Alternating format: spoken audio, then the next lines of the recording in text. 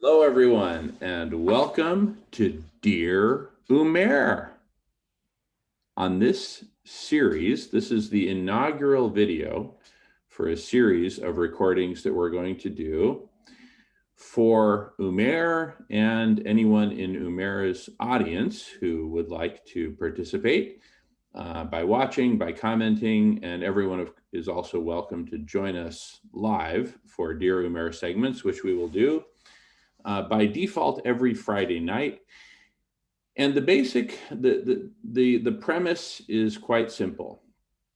And sometimes I'll speak directly to Umair, and sometimes I'll speak to everyone, and sometimes we'll just engage in conversation here. By the way, the friendly guy with the beard, who looks like Santa Claus dressed in red, that's Marco. So everyone say hello to Marco. Marco, say hello to everyone. All right. Hey everyone, Jamin, good to be here. All righty, and let's give our thanks and a big warm hello to Umair Haque, and Umair, and we also got Julian. Julian's on the road. Julian's driving, so be safe, Julian. Anyway, everyone is welcome here for our live recordings here on Zoom. See the description for the Zoom link. And these are within the 24-hour collective intelligence block party. The basic idea here, first of all, a very warm welcome and hello to Umair. Umair, we love you. I read your articles whenever you publish them. They are very popular after dinner reading for the family. I read them to the family and we talk about it sometimes late into the night. You are awesome, Umair. You totally have the pulse on the problems of this world, the problems of humanity. You've got a pretty good read on the environmental problems. I think you're missing some stuff, and we're here to help contribute to where we see deficiencies or missings. And but let me cut to the chase as to why we're here. And now I'm going to speak to everyone. Umair, I'll just go back and forth. I'll just mention Umair. I'll speak to you directly from time to time. Umair, we love your articles. They're absolutely brilliant. Your writing style is incredible. Everything about your articles is absolutely awesome. And we believe that your articles are a perfect starting point for a deeper conversation about solutions, because mainly your articles do an incredible analysis of the problem, but they kind of trail off there and leave us gasping for what's the solution, or what are the solutions, or how do we get out of these messes. So I'm going to go ahead, and for this first segment, I'm going to go ahead and screen share an article that is the subject of this video. First of all, I'm going to do kind of a protocol here. Whenever I read directly from the article, I'm going to change my background to red. So people want to skip ahead to the green, which is where we do the commentary, you can do that. So when you see red as my background, it simply means that we're about to start reading directly from one of your articles. The article we're going to read today is called "The New Dark Age and the Death of Freedom," which was published a couple days ago, June 9th, this week. So let me screen share, and I'll read through chunks at a time, and then we'll pause for commentary, at which point I'll change my background to green. That's the protocol here. All right, so screen sharing. The New Dark Age and the Death of Freedom. Freedom is in decline globally, and that's a troubling sign of a new dark age, by Umair. And here is the image associated with that.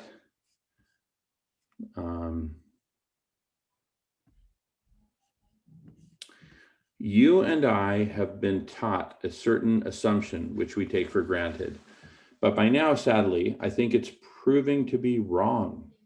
Facts about the world are beginning to disprove this assumption, and no matter how much we might want to believe in it, the time has come to start questioning it.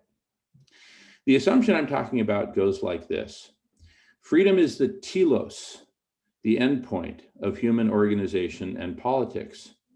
because that is what people long for, want, desire, crave. I put people in quotes because this assumption rests on shaky foundations at best. Do people really want freedom? The reason I say that the world is beginning to disprove this assumption should be obvious, but if it is not, let me make it so. Democracy is beginning to fail around the globe. And by the way, whenever you see the underlined stuff, well, a lot of those have hyperlinks to other articles. The world is now going backwards. Democracy is under attack, not from without, but from within. In every corner of the globe, people are beginning to reject democracy. The very same people who gentle and sophisticated and thoughtful and educated liberals like you and I have been taught to believe should and would want freedom. This is a sad state of affairs, to be sure. I'm not saying that I don't want freedom for people. I do. I'm saying something darker and more disturbing. People don't seem to want freedom in any realistic or lasting or even simple way. That is why they are rejecting democracy. If you need evidence, there's plenty. Democracy withering is by now a phenomenon quantified by political scientists. And you can look at the rise of Trumpism in America, Modi's religious supremacism in India, Britain's lunatic, pathetic nationalism, Russia's Putinism, China's techno-dystopian communism, to see the death of freedom writ large on the global stage. A grim and dismal truth seems to be becoming clearer by the year. We were wrong, us so-called educated and thoughtful liberals. The average person does not want freedom. So what do they want?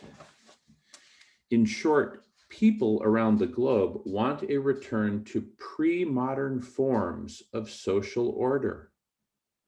Unfree ones, highly structured ones, hierarchical ones, characterized by vertical power relationships.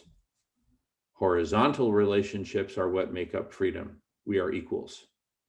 People around the globe rejecting this are calling for a return to vertical ones more reminiscent of ages gone by, which we liberals were taught were archaic stages to be passed by on the climb towards the summit of freedom.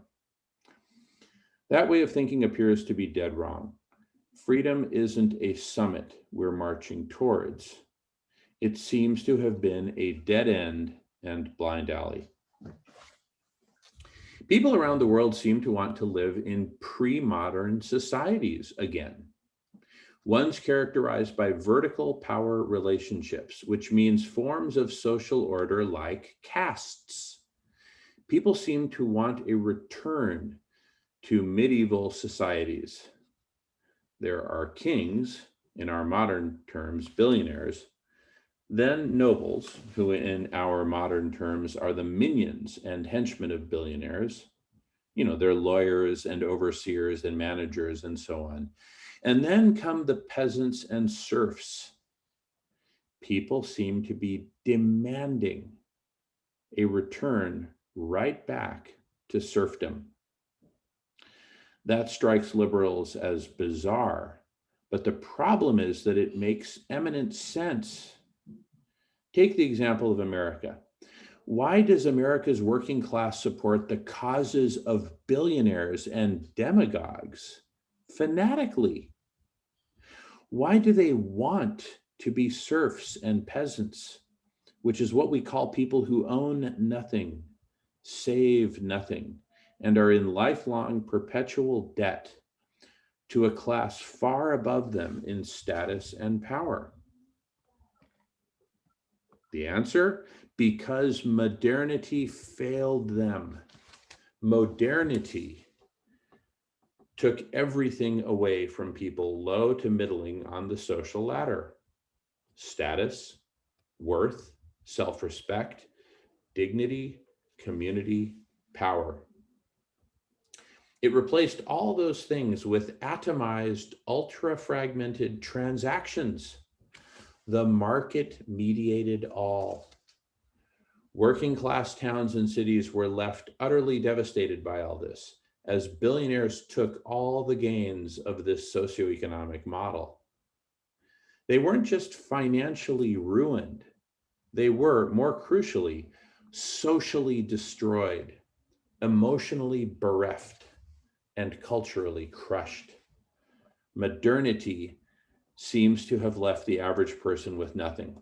Not just no money, but no worth, value, purpose, adrift in a hostile and meaningless world where nothing means anything at all. If you had to live like that, then you might want a return to pre modern forms of order too. At least in caste society, you know who you are. You know what your purpose is. You have worth and purpose. The rules are clear and the boundaries easy to discern. I'm a worker, I'm a warrior, I'm a laborer. Above me sits the noble, and above them sits the king. All this is organized in order of purity of blood. Their blood is purer than mine. So, what do I, the average person, get from this deal, which is a seemingly giant leap backwards to us liberals? I get security, safety, meaning, purpose, worth. And crucially, all those are forms of stability. I know who I am, and nobody can take it away from me. I also get a modicum of power. Remember, even peasants and serfs weren't powerless. Sure, nobles and kings had the right to exact tribute. In medieval terms, it was half the harvest. In modern terms, billionaires take far, far more than 50% of the average American's productivity. But in return, peasants and serfs had a stable and secure position relatively high up the social ladder. Above them sat two strata, nobles and kings. But below them sat many more, servants, nobodies, foreigners, immigrants, those with no rights at all, because they were considered subhuman. Peasants and serfs, too, had the right to abuse subhumans, just as nobles had the right to abuse peasants, just as kings had the right to abuse nobles. You're beginning to see why all this is a giant leap backwards, the reversion to caste societies, highly stratified forms of social organization. They're essentially systems of abuse.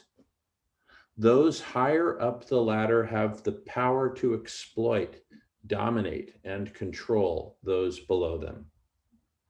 But for today's working classes, that's where they are anyways, and they don't get anything in return. The way that this was put in the terms of the time is that the one above you on the ladder protected you. And so another way to think about feudal forms of order is that they're giant protection rackets. And if you think about it this way, the reversion to pre-modernity makes perfect sense again. People today, especially working classes, do need protection from the incredibly hostile world in which they live, a place of precarity, meaninglessness, worthlessness, indebtedness, where their lives don't matter one tiny bit. If you're going to be exploited and dominated and preyed upon, which they are anyways, then you might as well at least get something in return, which is the stability and security of a place on hierarchical social ladder of caste or power or status or blood. All that begins to explain, at least to me, why freedom is failing around the globe. There's one last way I want to make that all concrete for you. What does wanting freedom really mean? The way that you and I were taught that all people want freedom. It doesn't just mean something like, I want my own rights. It means that I want freedoms for all of us. Freedom can't just be egocentric, egoistic, or else the idea is meaningless. It must be about entire groups and classes and societies. By the way, I'm going to pause for a moment. Pausing. All right, welcome back after a pause. Welcome back to Dear Umair. And we got some new folks here. Welcome, everyone. I'm going to screen share and finish reading the article.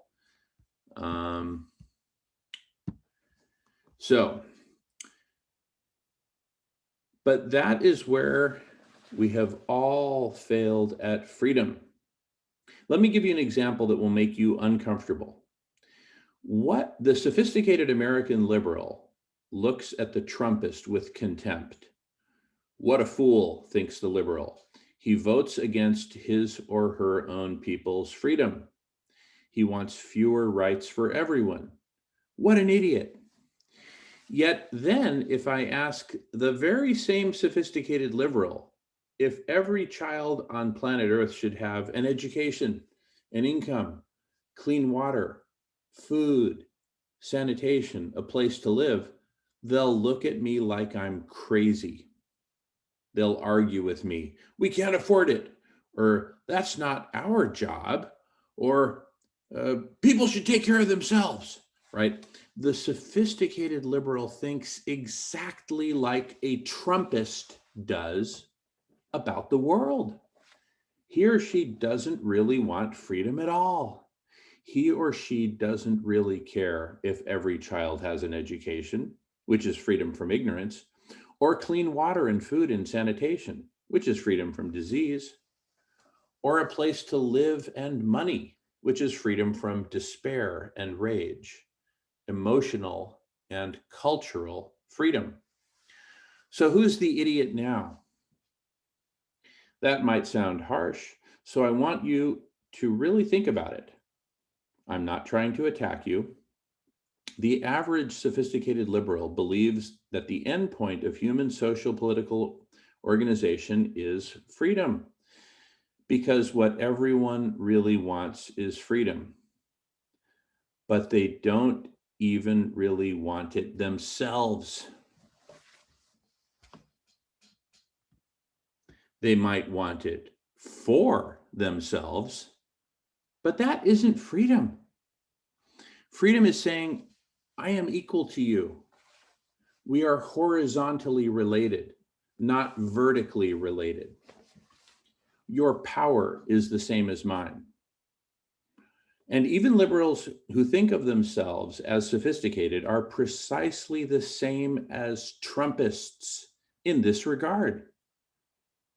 The Trumpist doesn't want a free country. The liberal doesn't want a free world. What's the difference, really? Which one is worse? We have all failed at freedom, my friend. That is why freedom is failing. It is something that is looking like we are incapable of. You don't care. Admit it. Just be honest with yourself. If every child on planet Earth has an education, or at least 99.9% of us don't, and we haven't even gotten to animals or trees and oceans, and what wanting freedom means for the way we think about them. So freedom is failing, I think, for three reasons. We're incapable of it. We don't really want it. We don't want to give up the power we have as human beings and be equals. We want to hoard it. Freedom is the last thing that we really want.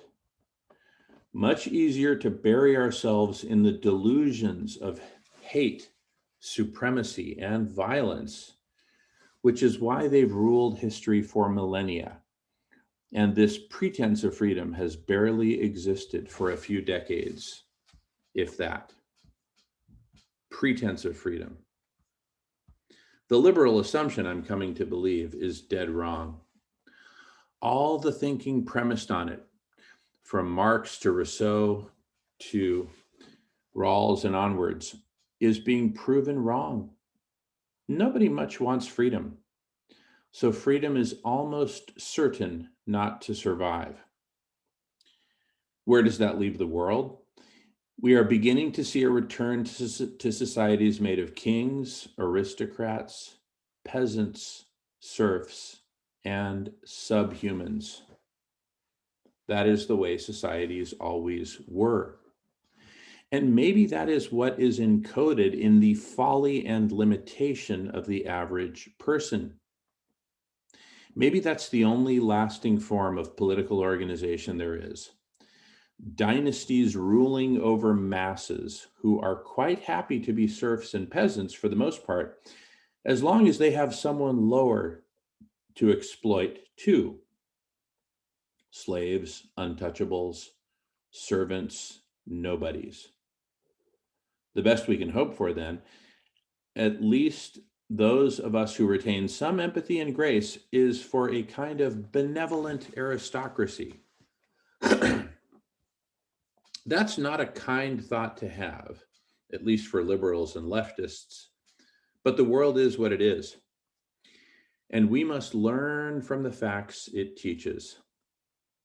In this age, one of those facts, painful as it may be, is looking increasingly certain. People don't want freedom. They never really did. They are content with hate, violence, exploitation, so long as they have someone to hate, dominate, and exploit too. Umair. All right, at this point, I will change my background color from red to green, symbolizing that we are shifting gears from reading Umair's article to commenting on it. And so my basic commentary, and the reason we're starting this series, Dear Umair, see dearumair.org, which will be live soon with all such videos, is Umair writes amazing articles analyzing the problem, right? Dissecting the problem, identifying the problem, really going deep into it, into its roots. But where are the solutions? He writes in this article, the best that we can hope for is some sort of, benevolent aristocracy, but forget freedom, right? That doesn't sound like much of a solution to me, right? Here in the conversation.cc and the Block Party, more information on radish.org about the Block Party, we're all about coming up with solutions. And so I believe that Umair's articles, including this last one that I just read, provides a really great point, a starting point for talking about solutions, because we first need to understand the problem. Thank you, Umair. Now let's talk solutions. And again, everyone is welcome here. The link to join these Zoom meetings is in the description field of this YouTube video, and as well as the schedule. So please join us, whoever you are, wherever you are. If you're one of Umair's fans, as I am, join us. We need you here in this conversation. If your name is Umair, join us. We need you in this conversation. And so let's start from there. So Umair has analyzed basically with a lot of focus on the Trumpists, but he also talks about authoritarian and even fascist movements in such places as India, China, the UK, Brazil, et cetera, et cetera, et cetera. Fascism and authoritarianism seem to be on the rise. People seem to be rejecting freedom. I think he's analyzed it quite well, actually. People, they may talk a good talk about freedom, but really, and they may want freedom for themselves, but unless you want it for everyone, you're not supporting freedom, right? So where do we go from here?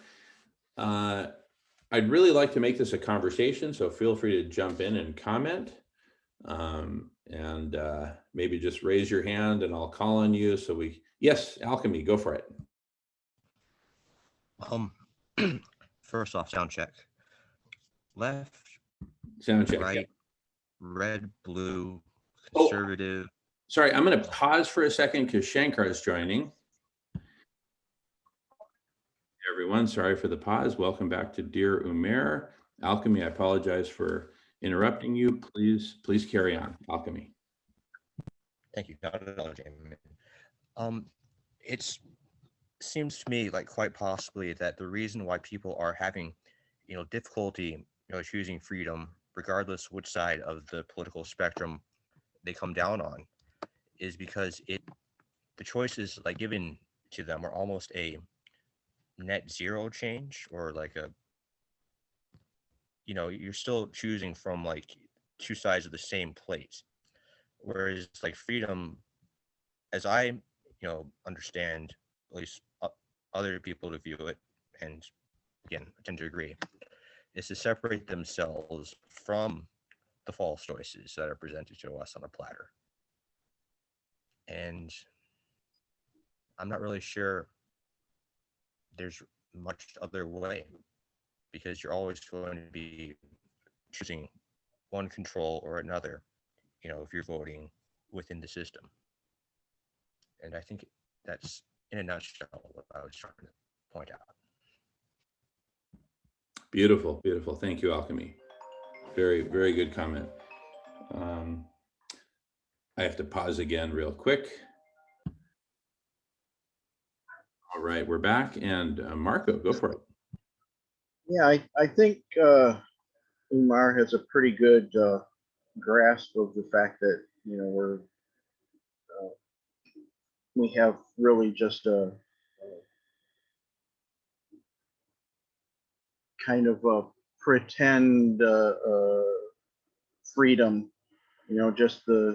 just kind of enough freedom that it looks that we can still call it that publicly, when really it's not. And largely he's correct about people not really wanting freedom.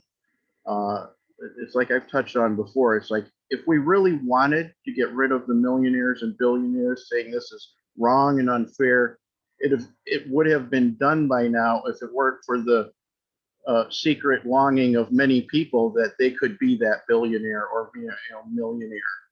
And the only way you get there is by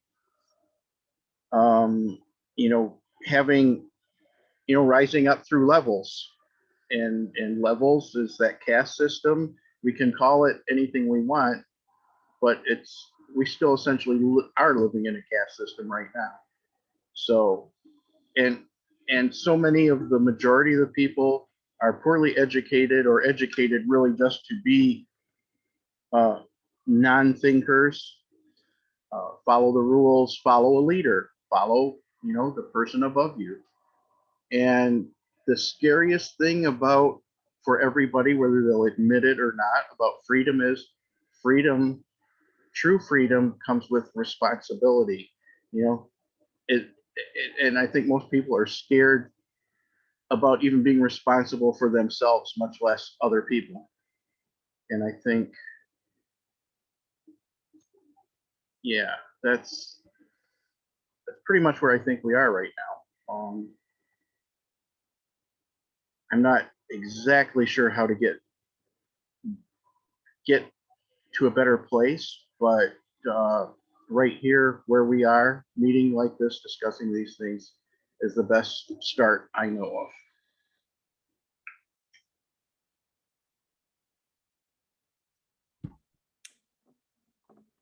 Beautiful, beautiful. Thanks, Marco. All right. Well, I'd love to hear from everyone. So just jump in just raise your hand whenever you want to comment. And silence is also okay, because this is some pretty deep stuff we're facing here. Democracy in reverse, personal freedoms in reverse, totalitarianism on the rise. new emergent caste systems with billionaires at the top. Some pretty deep stuff. Yeah, Christopher.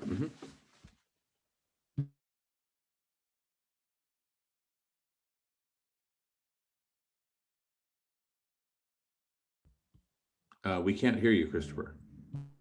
Sorry about that. My microphone's on a delay there. You should probably hear me now. Yeah, we can hear you now. Go ahead. Can you guys hear me? Yeah, we can hear Yes. Sorry. Just a quick question. Actually, this is a pretty interesting argument that the author is making, that that even liberals do not prefer freedom.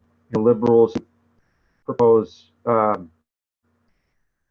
universal health care, socialized programs. Can you sort of recap point again, Damon, that he was making real quick? It's pretty interesting and unusual. Probably bears repeating.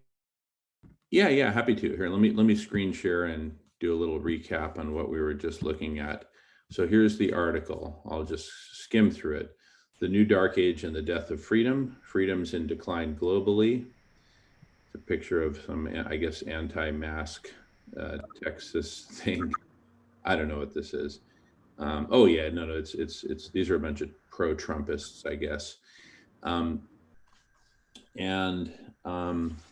He's made the point in previous articles that these pro-Trumpists, they don't really want democracy. They want Trump. They want white supremacy. They want authoritarianism. And democracy is beginning to fail around the globe. And he points out not just in the United States, but, look at India, the religious supremacism in India. Shankar, if you want to comment on that, we'd love to hear about that. Shankar is in Chennai. Britain's lunatic, pathetic nationalism, Putinism. Oh, we're getting some echo there, Christopher. I'm going to mute you.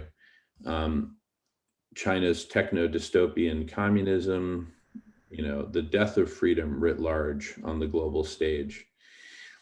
And he makes the point that the vast, the majority of humanity are rejecting democracy, the horizontal relationships that make up freedom, that we are equals. They're rejecting that. And it's a call to return to vertical relationships, to pre-modern societies where we had, kings and nobles and serfs and peasants. And the reason is because modernity has failed us, right? It took away from people, took everything away from people, low to middling on the social ladder: status, worth, self-respect, dignity, community, power. I would say particularly in places like the United States, less so in Canada and Europe. There are still some holdouts to some societies that really have a nice horizontal structure. And so at least in a caste society, you know who you are, you know what your purpose is, you have worth and purpose. The rules are clear.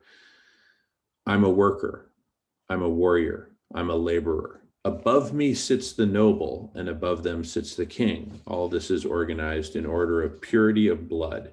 Their blood is purer than mine.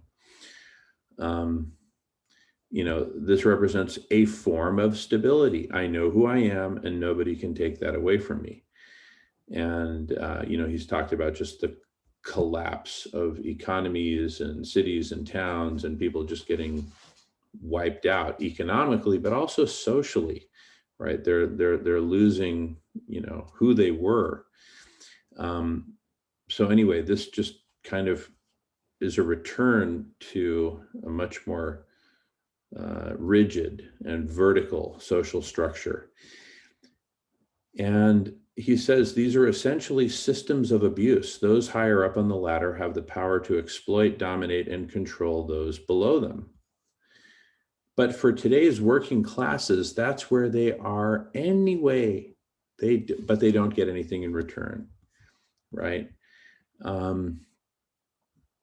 And so people today, especially working classes, do need protection from the incredibly hostile world in which they live, a place of precarity, meaninglessness, worthlessness, indebtedness, where their lives don't matter one tiny bit. So if you're going to be exploited and dominated and preyed upon, which they are anyway, then you might as well at least get something in return, which is the stability and security of a place on hierarchical social ladder or caste or power or status or blood. And he basically says that even the liberals who are his audience don't really want freedom, because if they really want freedom, then he says, when I ask these liberals, sophisticated liberals, if every child on the planet should have an education, an income, clean water, food, sanitation, a place to live, they'll look at me like I'm crazy. They'll argue with me. We can't afford it, or that's not our job, or people should take care of themselves. And he makes the point, the sophisticated liberal thinks exactly like a Trumpist does about the world. He or she doesn't really want freedom at all. He or she doesn't really care if every child has an education, which is freedom from ignorance, or clean water and food and sanitation, which is freedom from disease, or a place to live, and money, which is freedom from despair and rage, emotional and cultural freedom. So who's the idiot now? He says, basically, we've all failed at freedom. They may want freedom for themselves, but that isn't freedom. Freedom is saying, I am equal to you. We are horizontally related, not vertically related. Your power is the same as mine. And even liberals who think of themselves as sophisticated are precisely the same as Trumpists in this regard. The Trumpist doesn't want a free country. The liberal doesn't want a free world. What's the difference, really? Which one is worse? We have all failed at freedom, my friend. That is why freedom is failing. It is something that it is looking like we are incapable of. You don't care. Admit it. Just be honest with yourself. If every child on planet Earth has an education, or at least 99.9% of us don't. We haven't even gotten to animals or trees and oceans, and what wanting freedom means for the way we think about them. So freedom is failing, I think, for three reasons. We're incapable of it. We don't really want it. We don't want to give up the power we have as human beings and be equals. We want to hoard it. Freedom is the last thing that we really want. Much easier to bury ourselves in the delusions of hate, supremacy, and violence. So where does that leave the world? We're beginning to see a return to societies made of kings, aristocrats, peasants, serfs, and subhumans, the way it always was. And this is a crucial point. Maybe that's the only lasting form of political organization there is. Dynasties ruling over masses who are quite happy to be serfs and peasants for the most part, as long as they have someone lower to exploit too. Slaves, untouchables, servants, nobodies. And he says the best we can hope for then, at least those of us who retain some empathy and grace, is for a kind of benevolent aristocracy, right?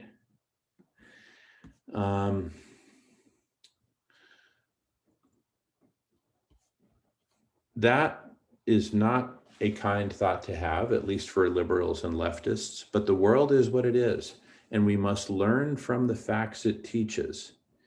In this age, one of those facts, painful as it may be, is looking increasingly certain. People don't want freedom. They never did.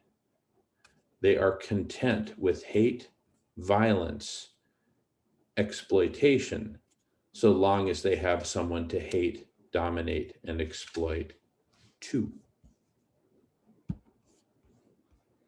So there's kind of a brief recap.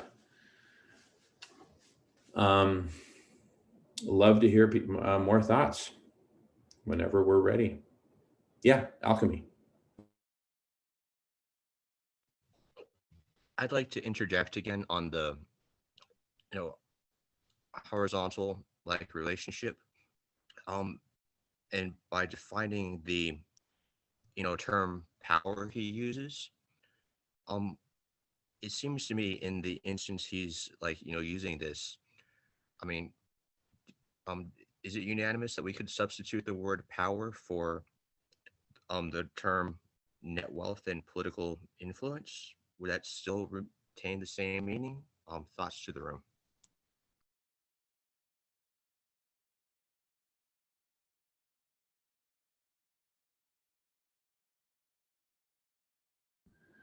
It's a very good question. I'm tempted to say yes, except for the fact that we're in this dynamo where the billionaires are just sucking the blood out of and the wealth out of all the strata beneath them, including the middle class. We used to have a thriving middle class here in the United States.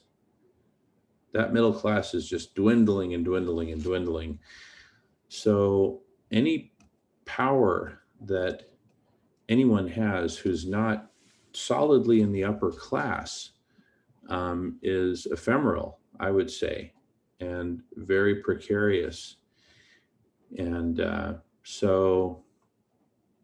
but nonetheless, obviously, the more money you have, the more power you have in the current monopoly game.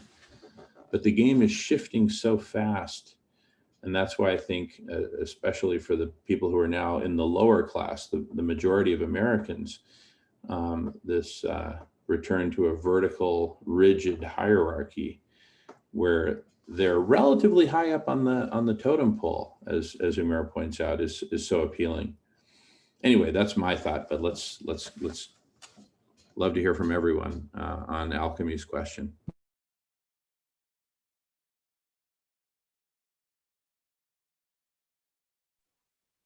I'm not sure this directly answers that, but I think just the idea of government, democratic government, any kind of government, already says we're okay with not being totally free, that we need somebody to govern us. Otherwise, we wouldn't have the system now. And then you have, wealthy people that manage to influence, either even in a good way, use their wealth to try and influence the rules of government and the laws that we all then have agreed to obey. uh, Creates a power for both doing good and doing evil at varying levels. And I think it's true. The more wealth you have and the more ability you seem to have to control larger and larger groups of people, the more you want to do that. It's that hoarding of power. Uh, and again, people are comfortable to say that we don't live in a class system, or we haven't been because we're free, like in the United States, free American citizens. Then why have we always used the words upper class, middle class, and lower class if it wasn't a freaking class system? I mean, we've just been kidding ourselves. And I think, I'm not the first one to say it. We have been living with an illusion of democracy. I'm not sure true democracy at this point. I'm not even sure it's possible anymore. I yeah, definitely like to hear If anybody kind of resonates on that, I'm not even sure a true democracy can exist.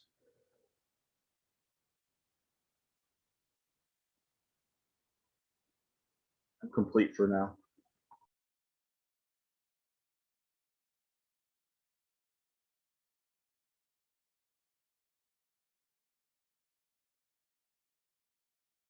Yeah, Alchemy.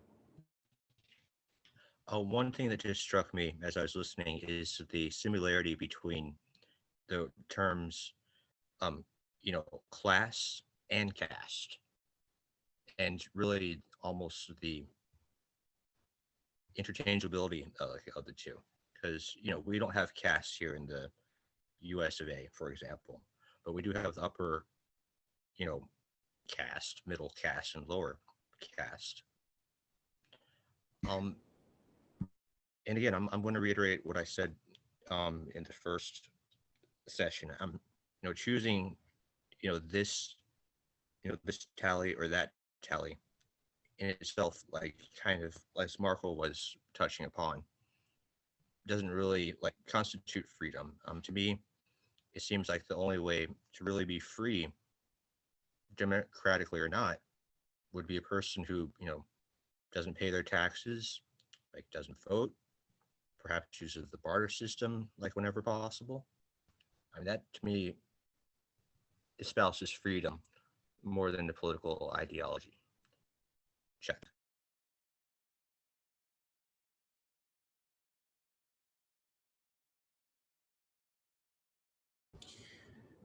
I'd like to comment on this thing about caste versus class.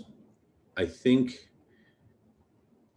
there was a a solid attempt at a class system that really reached sort of a peak under Ronald Reagan, where it was really all about the money and your wealth. But then as that steadily eroded with the collapse of the economy, globalization, neoliberalism, and you had the collapse of the middle class, I think that's where this caste system in the United States is now increasing in popularity. And it truly is a caste system, that which the Trumpists are proposing, where basically if you're white, you're in the white caste, right? And you're basically on top of all the minorities, the foreigners, the immigrants, et cetera, right? And but it's a bit more focused than that. Not just white, but you have to be white, and you have to be basically pure white, Christian, Republican, redneck, Trump supporter. If you check all those check boxes, you're in. You're part of this caste, and it doesn't matter how much money you have. So these are people who used to be middle class, now they're lower class, and so they've seen that they're losing everything, losing meaning, losing their story, losing their purpose. That's why this old, Norman Rockwell Coca-Cola story of "Make America Great Again," subtext "Make America White Again," put white people back up on top, has been so appealing to the Trumpists. It's going from class to caste, because that's something they can hold on to. Their whiteness will never be taken away from them, and they'll be able to dominate, exploit, abuse people in the lower castes. That's how I understand the shift from a class system to a caste system. Now, he says that something similar is going on in India with religious supremacism. I presume this Modi, I'm not even sure I'm pronouncing his name right, is Modi is Modi. Modi is pro-Hindu, and put the Hindus on top and everybody else down, below them, as a kind of a simplified new caste system, is what I'm understanding. But anyway, I defer to Shankar for for analysis of India. But anyway, yeah, with that, I pass the feather. Thank you.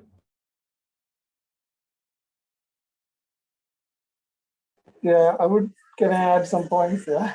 Yeah, absolutely, Shankar. Go for it. Sure. I mean, it's a very interesting article. Like, see so based on what you read, Jamin, I was just trying to digest some information. It's a little bit noisy here. Okay, so let me try to do. If there is any noise, I'll mute myself because there are like a peddlers and hawkers walking in the streets. Sure. Very good. Yeah. So in a democracy, there is a concept like, for example, I've seen in France, like people like there was like a Islamic immigrants, but their goal was like to get majority. So even in democracy, they try to get the majority because they understood even in democracy, if you're the majority is how it works. The system works through the majority. So if you're a majority shareholder, you can influence the policies in the government. So you can negotiate, you can just demand, you can just constitutionalize things and all those. So it's like but the whole goal why we chose democracy is like a kind of coexist with whatever you want. That's the goal. Yeah, even we understand we are all different flavors, colors, taste, everything in that way. But what we are trying to do is at some point, some always feel oppressed. Some always want a motivation to be on the top. Nothing wrong about it. I mean, if something gives you a motivation, nothing wrong. Like, but not at the cost of lives or anything, or not at the cost of total oppression of somebody. Like, so, for example, I can be totally feel good about I'm being a male, or I can totally feel good about, hey, guess what? I don't have a hair. I like being like that. But at that same time, I cannot go and punish people who have hair. So that is like I believe like maybe people who don't have hair is like, hey, it's good, man. You get all this evaporation, it cools you. I can tell all this and justify and I can make. But that doesn't mean I cannot go and punish somebody like or put somebody down with the people who have. Like, I mean to say is this is the least example I can pick. So we can fight for a blue color. We can fight for somebody who has like a mole on their right hand or something. We can fight. We can always, because maybe as an animals, because if we go back to these things, all this comes because as an animal or maybe in terms of evolution, we are territorial, either mentally or physically. Because that is the whole thing comes back is because maybe our brain is too complex to handle all this. So our brain tries to break down. When brain tries to break down, it kind of get into this tribal mentality of I need some sort of comfort. Is my mom and dad is comfort? Oh, if my mom and dad is not there, my uncles or my family is a comfort.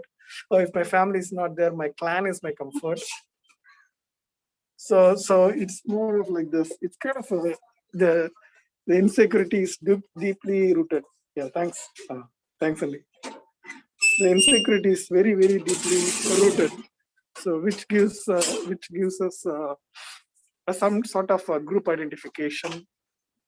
So and only all these groups emerge only when there is a need. I mean, I can tell somebody could be a white supremacist.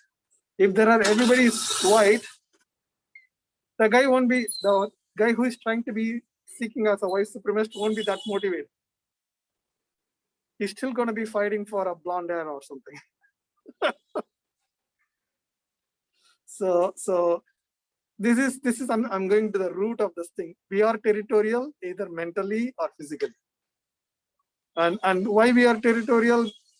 Maybe we don't know to handle complex systems. We want to simplify, and we can simplify by saying somebody is a hero, somebody is the villain, or I need a motivation. Like, for example, if I'm from China, I have to say Chinese are the best. So Chinese have done a lot invention. So you got to be so proud about Chinese. At the same time, let's attack Japan. So that is what happens at the end of the day, like or just attack anybody who is not Chinese. So if we go into that thing, see, this is what, and when I see with this mentally and physically always compartmentalized, there are so many names, class or caste and everything. Like one side, I have seen the both sides of the argument. For example, the caste system, like how the Adam Smith in economics or the very classical economics he used to call as a division of labor, like the capitalist, the laborers, and the like he has a division, like a division of labor, how to entrepreneur, like a land capital. I forgot exactly the sequence, but the capital comes, then the laborers, then interest, something like that. He will classify to in order to run something. But if you come on this side, like I think Jamin mentioned the nobles and everything, I see that pretty much the system is like you have the scholars. For example, I did a ritual to my dad right now. Pretty much all those things were done by scholars.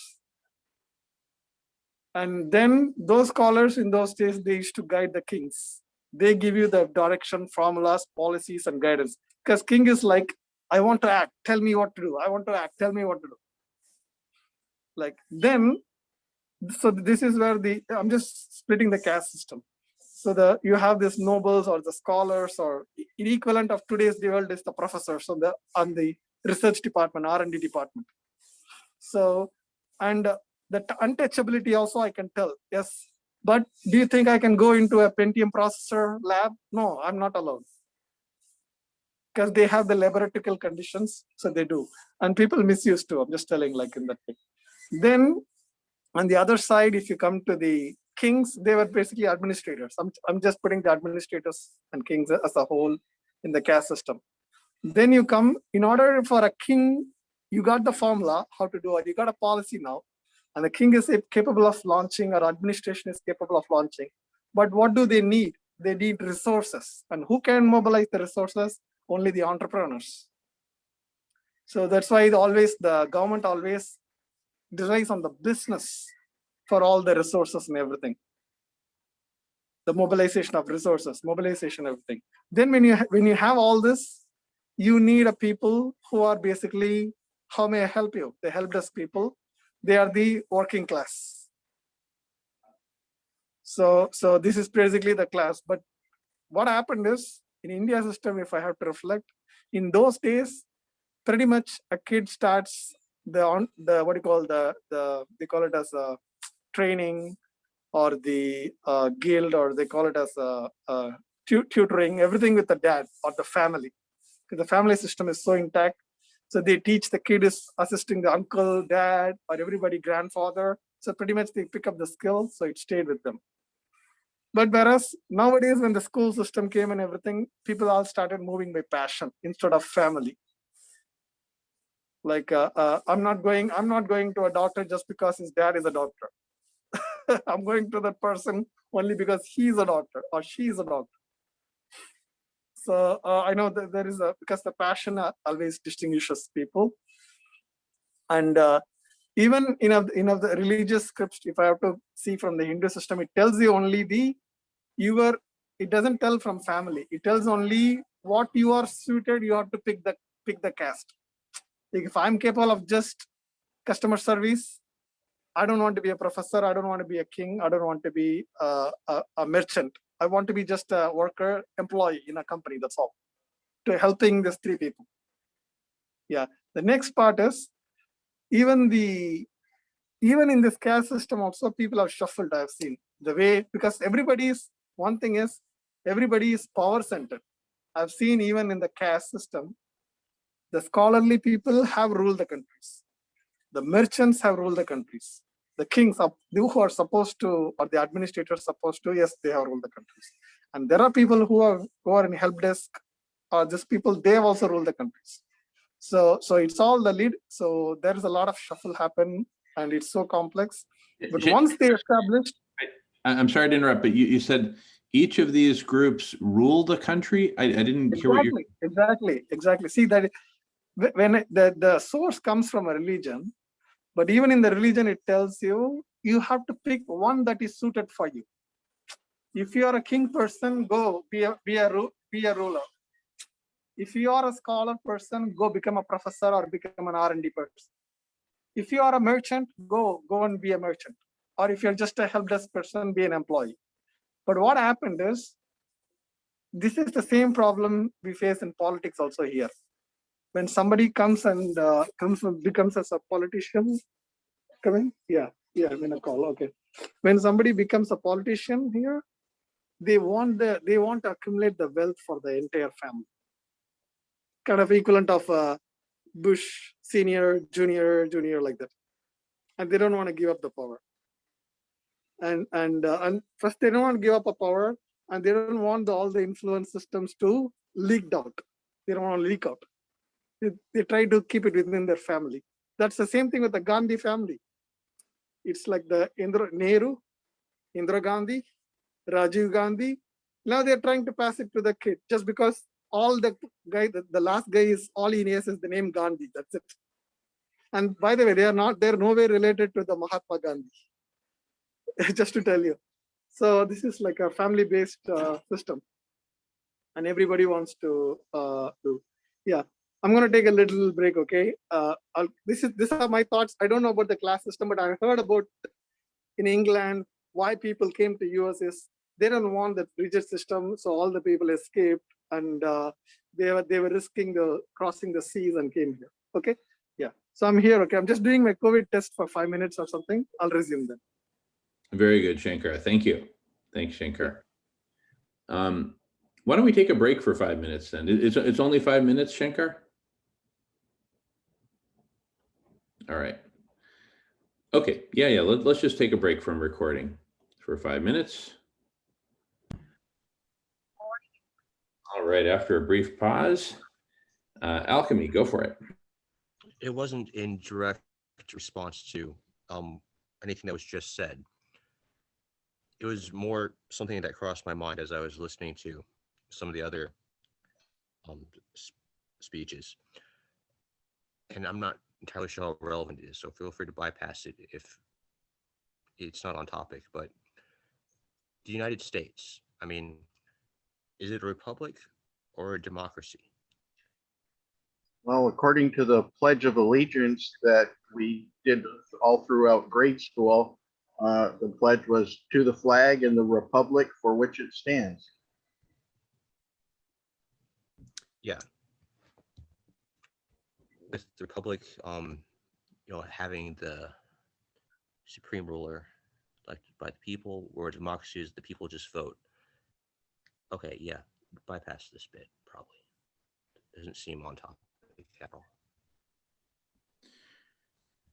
Yeah, but I would add that I don't think the United States is a republic anymore. We've become an empire, a global empire. Anyway, I have a comment, but Alchemy, did you have more to say?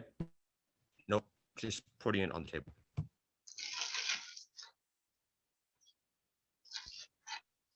Very good, very good. All right.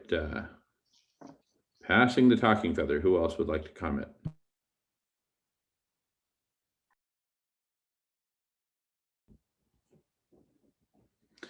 All right. Well, I have a comment. I think I would like to kind of cut to the chase, just given the urgency of our planetary situation. I think there's a much greater urgency even than the backward slide from democracy and freedom to totalitarianism and this vertical structure that Umair is talking about. The much greater urgency is around the current sixth mass extinction, exponential planetary overheating as one of two major drivers, the other being animal agriculture. But it's all related because animal agriculture is the main driver of exponential planetary overheating, which has now become such a runaway train that even if we completely stop animal agriculture and completely stop all emissions from fossil fuels, et cetera, we're still overheating exponentially, as tomorrow's talk by Guy McPherson and Ye Tao of Harvard will illuminate. And so if we want to survive as a species, Guy McPherson is now predicting human extinction within 5 years at the rate the planet is overheating exponentially. If we want to stave that off, we're going to need to implement some very aggressive solutions in the realm of solar radiation management and converting to veganism, plant-based diets, ending animal agriculture, and many other things. But those are the top two. Those are the two big changes we need to make in our world. Mass implementation of solar radiation management, mirrors on the surface of the earth. I'm not in favor of spraying stuff into the atmosphere, mind you. Not at all. Just mirrors on the surface of the earth, the oceans, the deserts, rooftops, etc. And then plant-based diets. To get humanity to get behind those two radical solutions is going to require, in turn, a massive transformation of humanity, period. And given the level of engagement of the current class of kings, rulers in our current system, the billionaires, basically, and their absolute control over the global economy and their absolute control over who gets vaccines and who doesn't, notably Bill Gates, pressuring the laboratories and pharmaceutical companies of whom he has substantial ownership interest in, but influence way beyond ownership through the Bill and Melinda Gates Foundation, et cetera, as examples of their absolute power. The billionaire class, the current rulers of society, have shown so little interest and commitment to cooling the planet, to stopping this exponential planetary overheating, much less reversing it. Likewise, they've shown very little commitment as regards taking care of humanity, which is absolutely essential, providing the basics, et cetera, whether vaccines, food, healthcare generally, shelter, et cetera, et cetera. They've shown so little responsibility in any of these dimensions, all these dimensions. It's like they're essentially, addicted to the heroin of money and power, and therefore showing no responsibility whatsoever. I believe we're going to need to overturn the current power system. And I think it's imperative that we redesign civilization, redesign culture, redesign the mode of production of the economy, redesign politics, redesign it all, if we're going to survive. Because the current systems, the current power structures are simply not even moving the needle. They're showing no commitment whatsoever to do the things that are vital for our survival. So if we continue with the billionaires on top, we've got basically 5 years till human extinction. And a lot of those billionaires actually look forward to that because they think they're going to survive it down in their bunkers, and they'll emerge to a world where there's only billionaires emerging from bunkers, and then they can rebuild. But instead of 10 billion people on the planet, maybe there's 10 million, and they're among those chosen few, et cetera, et cetera. So, but they are sorely mistaken that the world will be survivable when they emerge from their bunkers for so many reasons.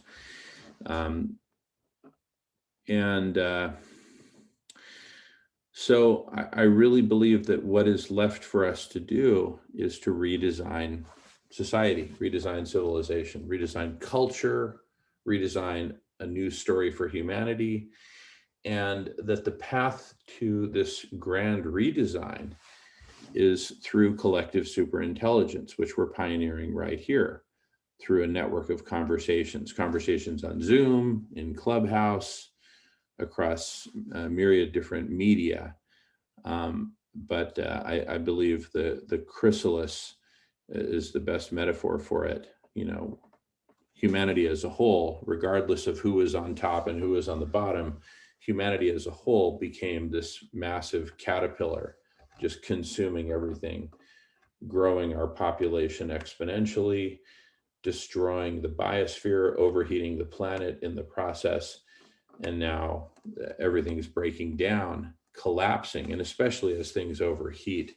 Doesn't matter what political system we have, caste system, class system, democracy, republic, empire, doesn't matter. We simply won't survive.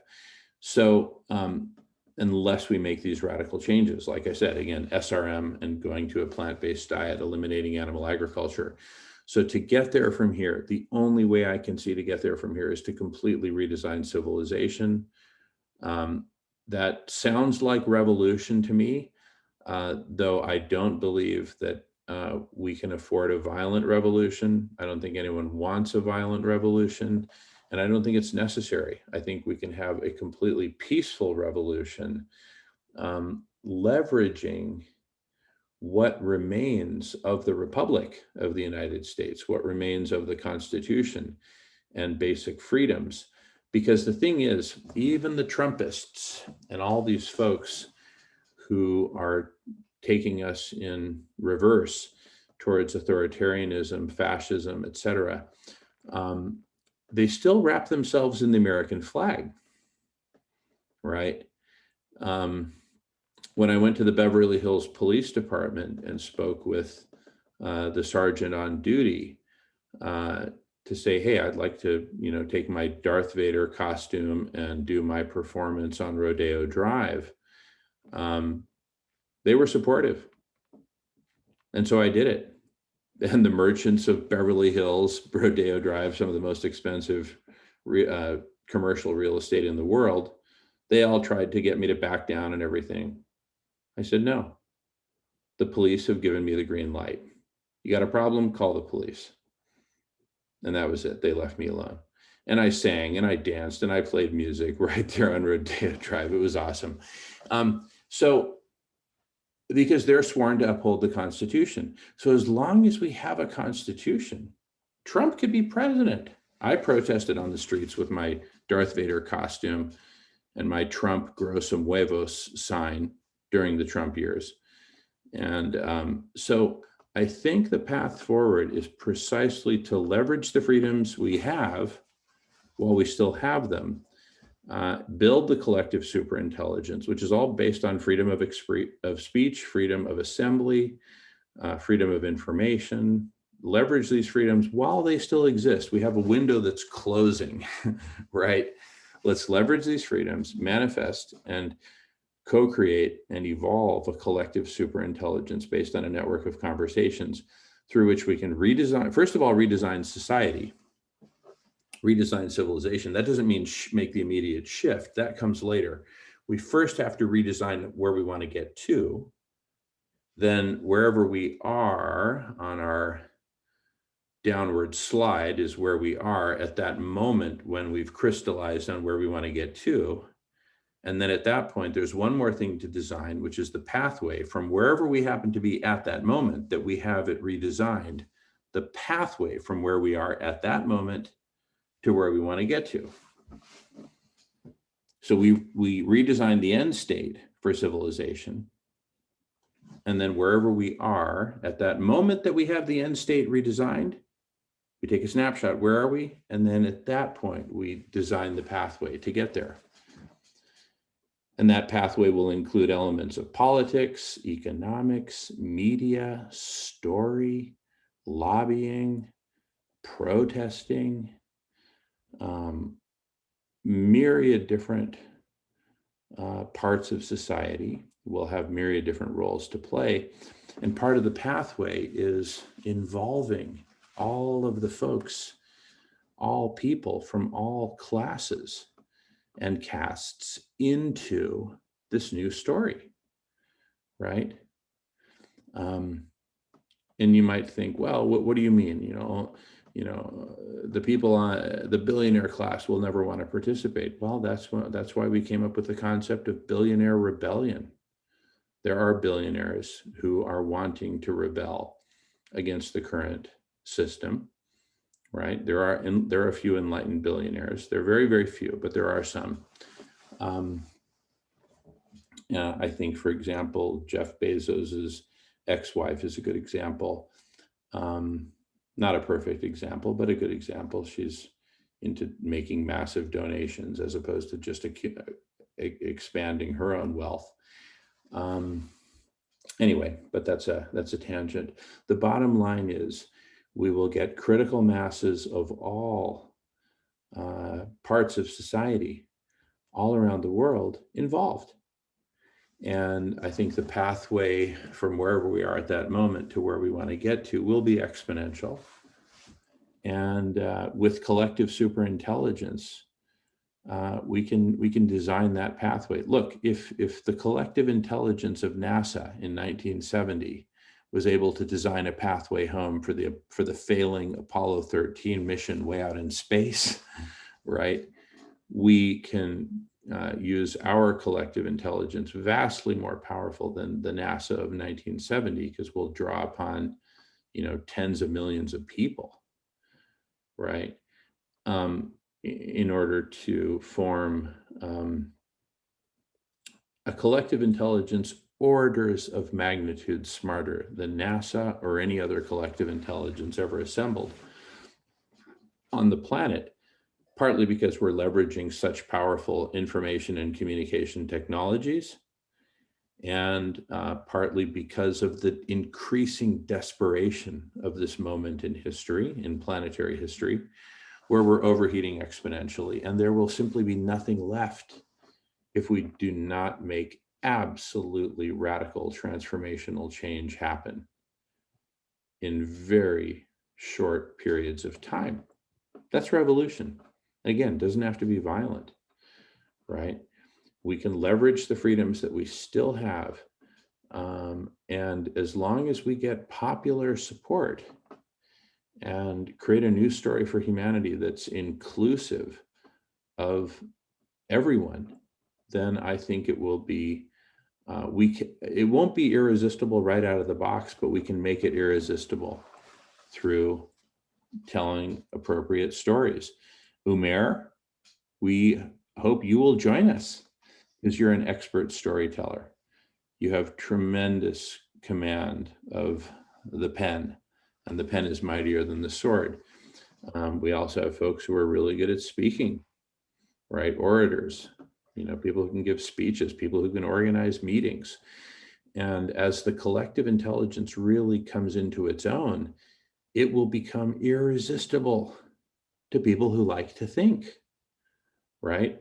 And for people who don't like to think, we'll come up with a story that's irresistible, right?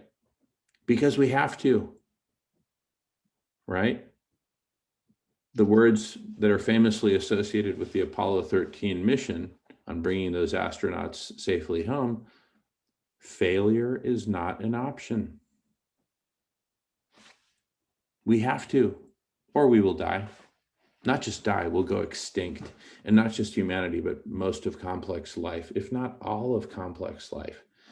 The scenarios associated with continued exponential planetary overheating go way beyond anything that Mother Earth has seen in her history, including previous mass extinctions, because now we have 440 nuclear power plants operating in the world. Imagine Fukushima times 440.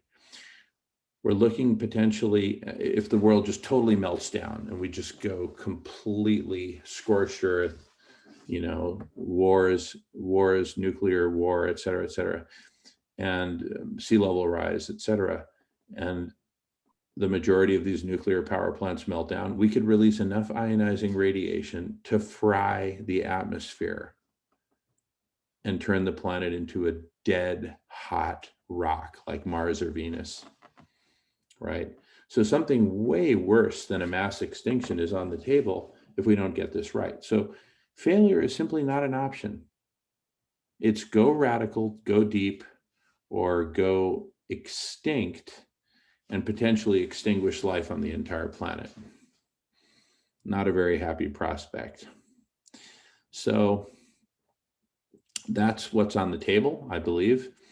And I believe very sincerely that the time for half measures is over. Biden is a great example of half measure. He's more like, 1/10 of a measure, or if not, 1/50th. I mean, just driblets here and driblets there, but certainly nothing radical whatsoever. Not that he hasn't done radical things in his life. I think what he did for gay rights, for LGBTQ rights was phenomenal, perhaps his greatest accomplishment.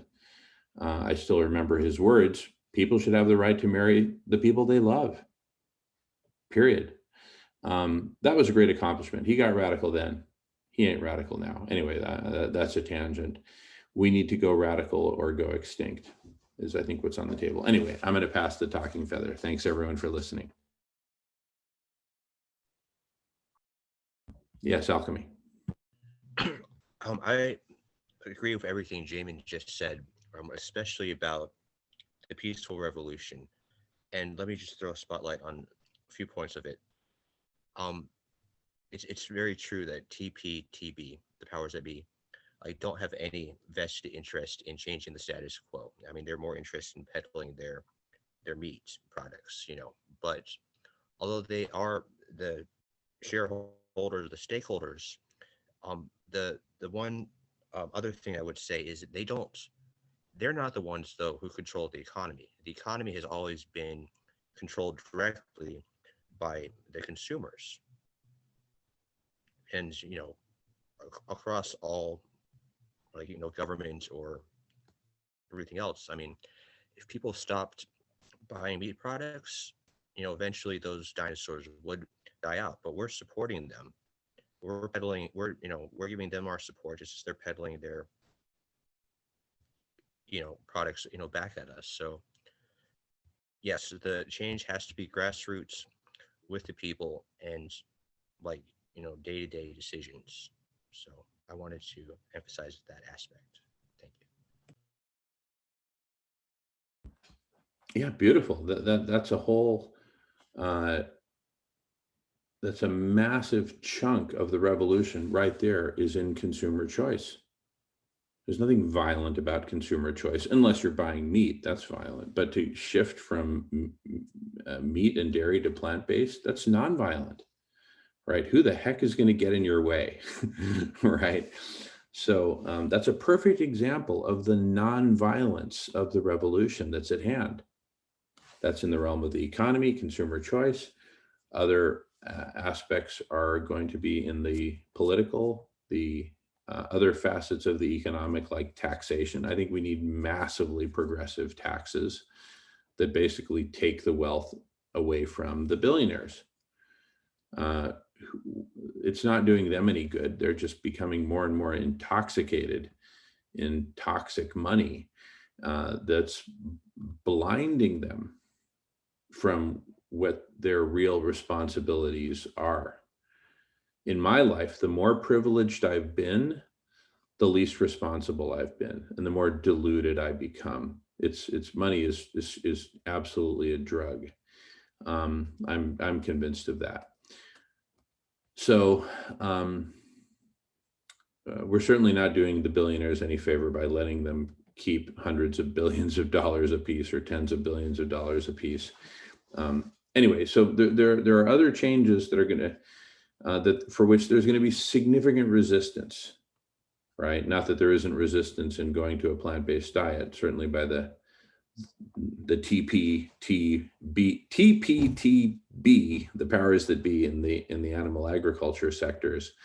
But their resistance can only go so far. I've never heard of anyone getting beaten up or hauled off to prison because they ate plants instead of meat, right? But you talk about putting steep progressive taxes on billionaires. I can imagine some people getting assassinated over that. You expose corrupt politicians or corruption generally, and I can see some people getting assassinated over that. When I worked with former Mexican President Fox to legalize drugs and take it out of the hands of the drug cartels, I received death threats from criminal drug cartels and actual physical violence on occasion, just to drive the point home. And none of that was any fun for me or my family, but I'm still hanging. I've threaded that needle to the point that I'm still alive. And that's partly why I do what I do, because I don't know how much time I've got left. Yes, Alchemy. That was a resist fist, actually. Oh, thank you. Thank you very much. Thank you. Thank you. Anyway, so there are radical, thank you, Christopher. Thank you. So yeah, we don't know how much time we have left. In fact, partly what the criminal drug cartels have done for me and other forms of organized crime, I've been attacked by organized crime from criminal drug cartels, from traditional forms of organized crime, who I think were probably contracted by the drug cartels, and most recently by organized crime within the transformational community, within the chrysalis itself, right? As I've talked about on previous segments earlier today, character assassination attempts being the latest form of attacks. So I've been attacked in so many ways that I've realized that my life is probably fairly short at this point, regardless of climate change. So I'm just going all out. Screw it. The stakes are so high that for me, it's not about my life anymore or my survival. It's about playing my part in the revolution, the peaceful revolution. So, whatever's going to come is going to come. We've got to do what we can do while we're still alive. And I think while we still have freedoms, it's time to make collective superintelligence happen. And again, redesign civilization and then design the pathway to get there. With that, I'm going to pass the talking feather. Loving the conversation. Thanks to everyone for being here. And thanks, Umair, for helping us get started on all this. Yeah, I'm going to touch a little bit, you talked about the billionaires or millionaires or whatever people that think they can, right down to the militia preppers, they all think they can weather the storm. If they can last, there's different theories of how long they need to last before they come out of their bunkers. And they all seem confident with that. But the thing they all fail to recognize is who's taking care of the nuclear power plants. That just blows every other thing right out of the water.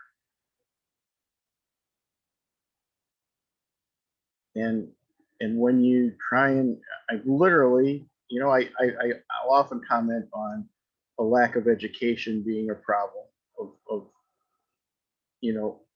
the majority of people, but well-educated people with families and busy lives have literally looked me in the eye and said, I understand this terrible situation is going on, and I'm glad you're there doing something about it. Please don't even tell me the details, because if I have to think about that, I won't be able to take care of my family and do my job and function. But please keep doing what you're doing. Somebody has to do it, but it can't be me. I can't even think about it because then I won't be able to function. So it's pretty, it's one thing to think that people are just ignorant of the fact, but they're willfully ignorant. And that, I mean, how do you even address that? Except you just got to keep looking, doing what we do and finding more people that are willing to face reality.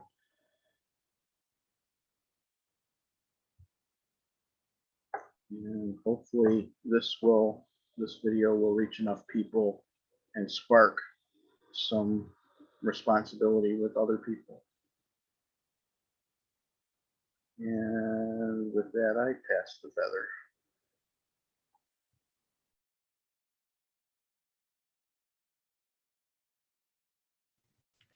I'm going to dip out pretty soon after this to recharge electronically and otherwise.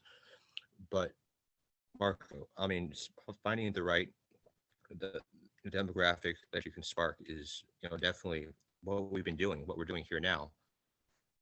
Another thing that perhaps we might start considering is, bringing the education, like, is going directly to the education systems, and like, having the conversations that we're having now, like in the schools, like before people are more set in their ways, while minds are still open. Because it seems to me that's really where you're going to find the most more converts than people who are caught in the daily grind and need to take care of their family and all those choices which distract them from the overarching issues. So that's what I have to say for now and tonight. Thank you for everyone who's participated and all that. And I'm going to sign off now. Yeah, thank you for that, Alchemy. You're absolutely right. That is where, big change is really most effective, when you can reach people before they've been Nutty. Yeah. Before they've been ingrained with, misinformation, been trained to be simply obedient, stand in line, raise your hand, uh, obedient workers. But getting into the education system and changing it has not proven to be easy. Very few pockets of resistance there have been successful. But the system is designed to do exactly what it's doing, produce fairly ignorant people to, run the machines. A small Very, point of very clarification. unfortunate. I know you've worked in education. I wasn't necessarily talking about like going into the system, but perhaps something like, I remember we have these like rallies in the auditorium where people would give talks on a certain thing, and they rarely were teachers or faculty members. It's just a matter of getting the same concerns out to people who. Yeah, but you have to get permission from the system in order to do that. Totally. And there's ways, means. Anywho, good night, everyone. I'm going to keep listening until as long as I have battery, but thanks again. It's been real. All right. Thank you. Thank you so much, Alchemy. Really appreciate your being here, and hopefully you'll be able to watch the recording of whatever portion you miss, if you miss anything from later on, and come back anytime, even later tonight. And really great contributions. Much appreciated, Alchemy. Thanks. Take care. Have a good night. See ya.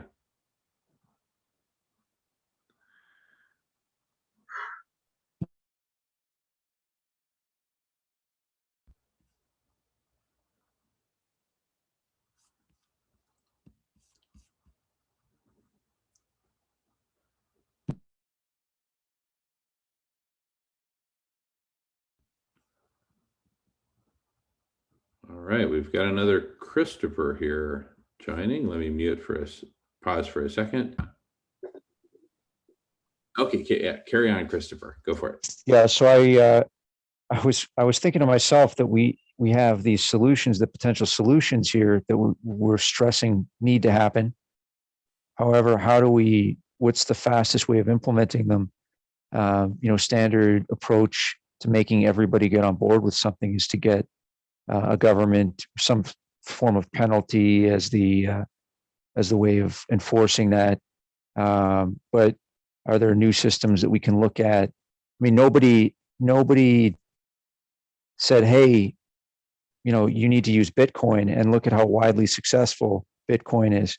I'm wondering if the types of systems we need to use to affect this change need to be something more viral, like Bitcoin, to uptake this, as opposed to like a top-down approach. And obviously, we've already touched on parts of that, like grassroots movements. But I'm wondering, even like somebody had mentioned earlier, how the nonviolent aspect of the market-based solution, it was Alchemy who said we can just purchase things differently, and that's a totally nonviolent.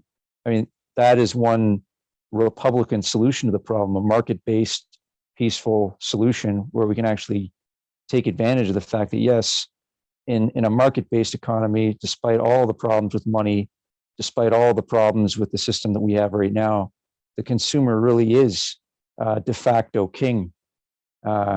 And that is a powerful place that we hold in history that's never been the case before. We've constantly, as you pointed out earlier, there's been case systems, there's always been this lack of freedom. But I don't like agreeing with the Republicans that often. Probably shouldn't be talking politics here, but where I would agree with them is that specific aspect of the market is really intriguingly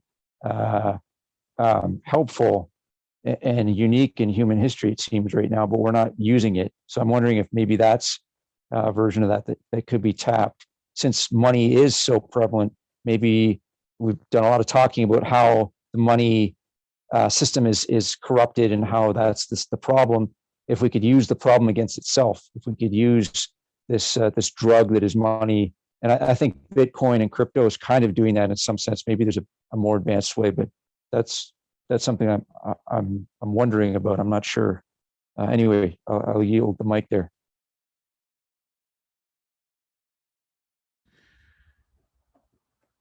Yeah, I'll jump in unless anyone else wants to jump in first. My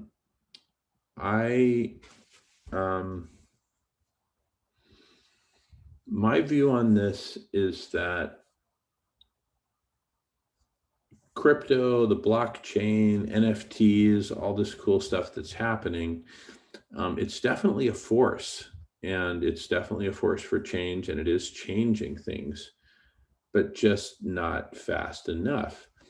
And because it's still based on individual choice, consumer choice, and all of us consumers are in one way, shape, or form, or in most cases, many, many, many ways, shapes, and forms, brainwashed, addicted, deluded, manipulated, afraid, and trapped in the all-day monopoly game of individual hoarding, first for individual survival and next for individual aggrandizement, all the way to the belief that we can survive anything, get into a spaceship and go to another planet if we have enough money, build a $50 million bunker if we need to, and duck the tidal wave of nuclear war, planetary overheating, whatever. These are delusions of billionaires, for example. But we're all deluded. We're all trapped, we're all addicted, we're all screwed up. And so no matter how many blockchain choices you put in front of us, we're still that heroin addicted monkey going, and fundamentally making individual choices, which are stupid. And we have a massive collective stupidity emergent from all the stupid individual choices, just to put it very bluntly. For me, the only way that I can see forward that can get us out of this death spiral is collective superintelligence, becoming part of something vastly more intelligent, orders of magnitude more intelligent than anything human-based we've seen on the planet thus far.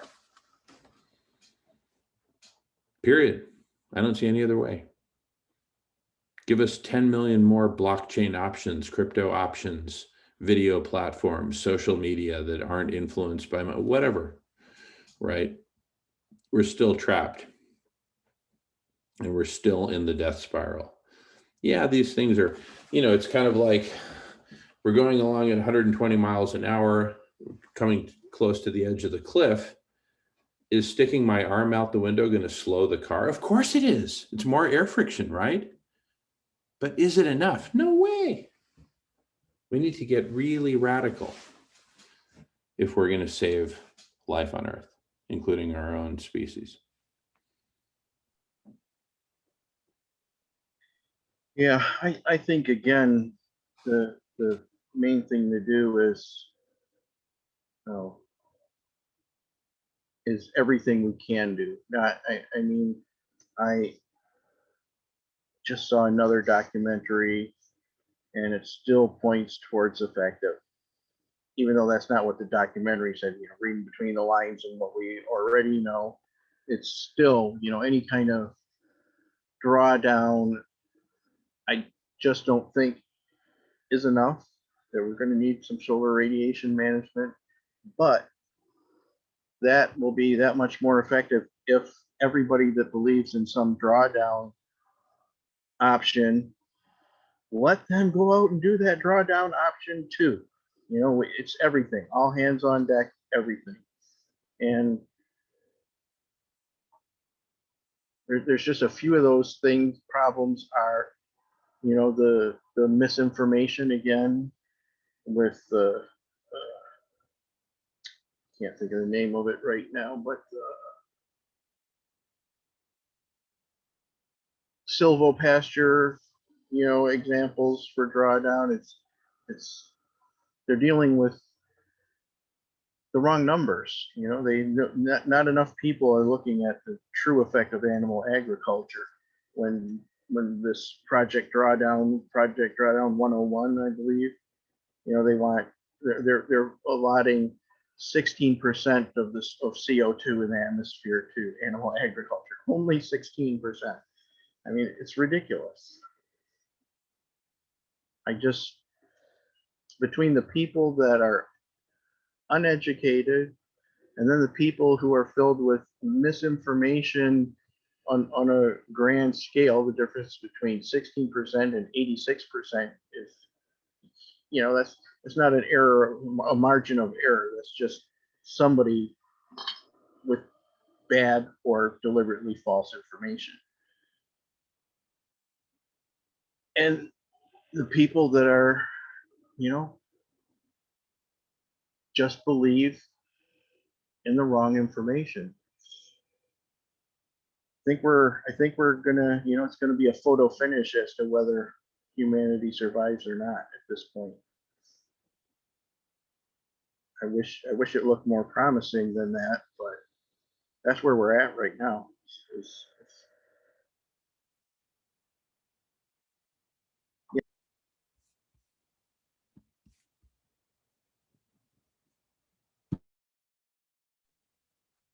Yeah, it definitely does not look, definitely looks gloomy. I'm wondering if it's adaptive to look in the past, to look at historical examples of when paradigm shift has happened previously, in and to somehow tap that and use the how that unfolds to sort of bolster that. Maybe that obviously that's what the collective super intelligence would help do. Um,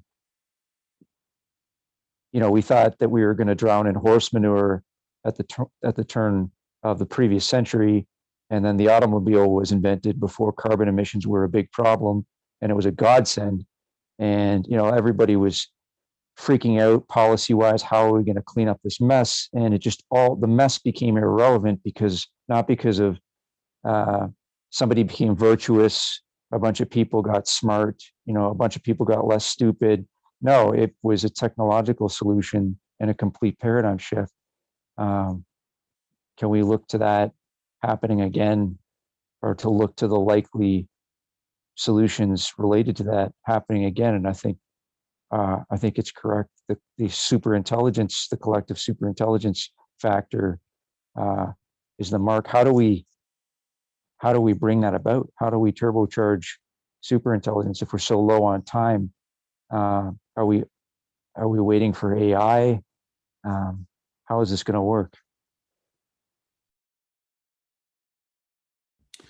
Yeah, good questions, Christopher. You missed the segment earlier today, the decentralized board of directors meeting that we had. It was me, Marco,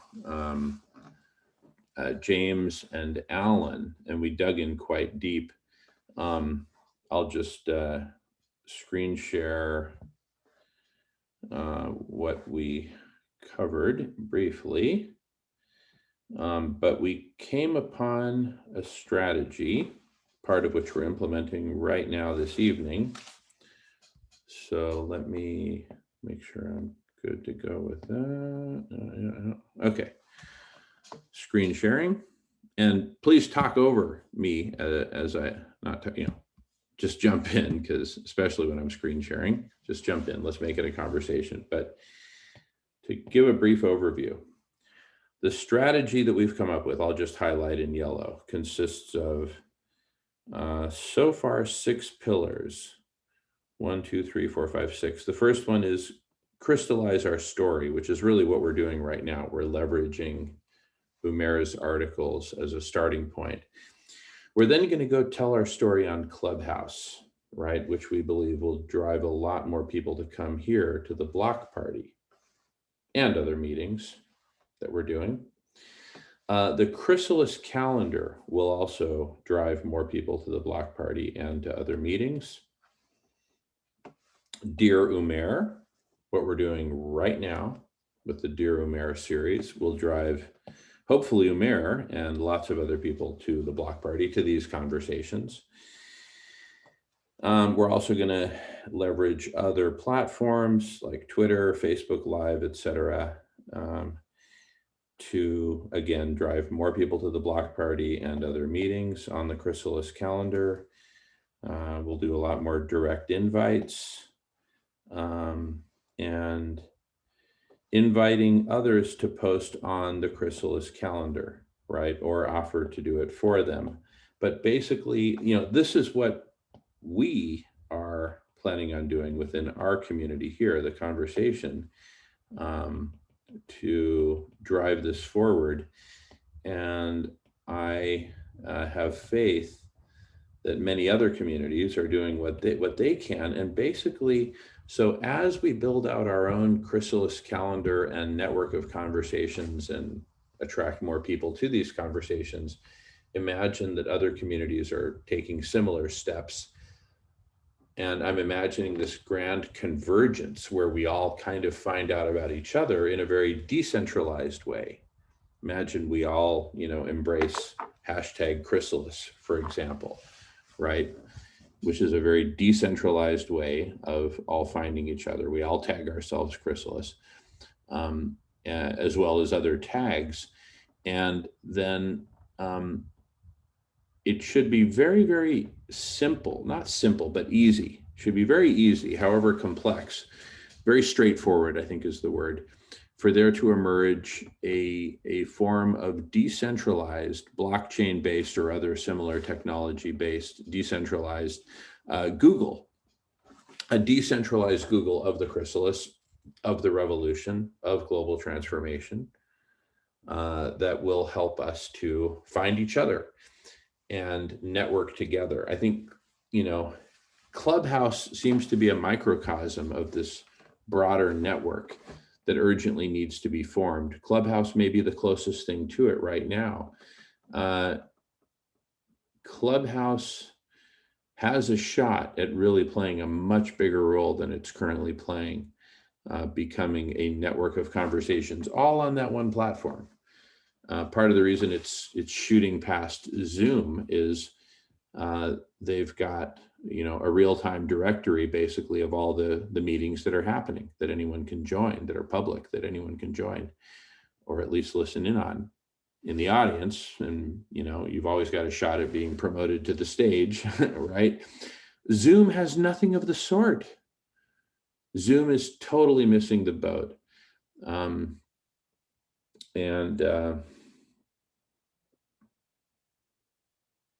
Anyway, those are my musings for the moment, passing the feather. And feel free to ask follow-up questions or add to that.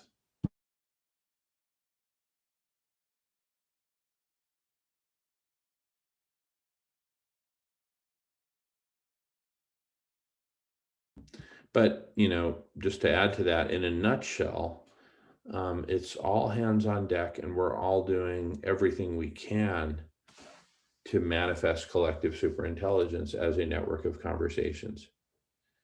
And I think Dear Umair is just a great vector for this, right? Every time, Umair writes a great article, which is practically every day, we have another opportunity to have another Dear Umair meeting and recording that we post to the Dear Umair playlist on YouTube. Go to dearumair.org, doesn't exist yet, but when we get it up, there you go. It's all there. It'll just be a link to the YouTube playlist. Simple, simple, simple. And we need more simple solutions like this. And as desperate and hopeless as the situation may appear, necessity is the mother of all invention. And just look at us. Here we are, living our privileged lifestyles, not opulent, but privileged. We all have plenty to eat. We have electricity. We have internet. We have Netflix. We have ganja. We're chilling, right? Our houses aren't on fire yet. Last time I checked. But to quote Yoda, to paraphrase Yoda, they will be. They will be, because, really, that's where we're heading with exponential planetary overheating. So we're all going to feel a serious fire under our butts as this progresses. And I think you'll see a lot more people jumping in very quickly as things get worse. That's my prediction.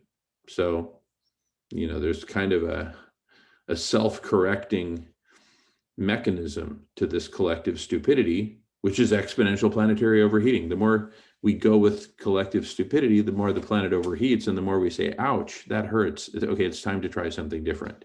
Better late than never. People will jump in.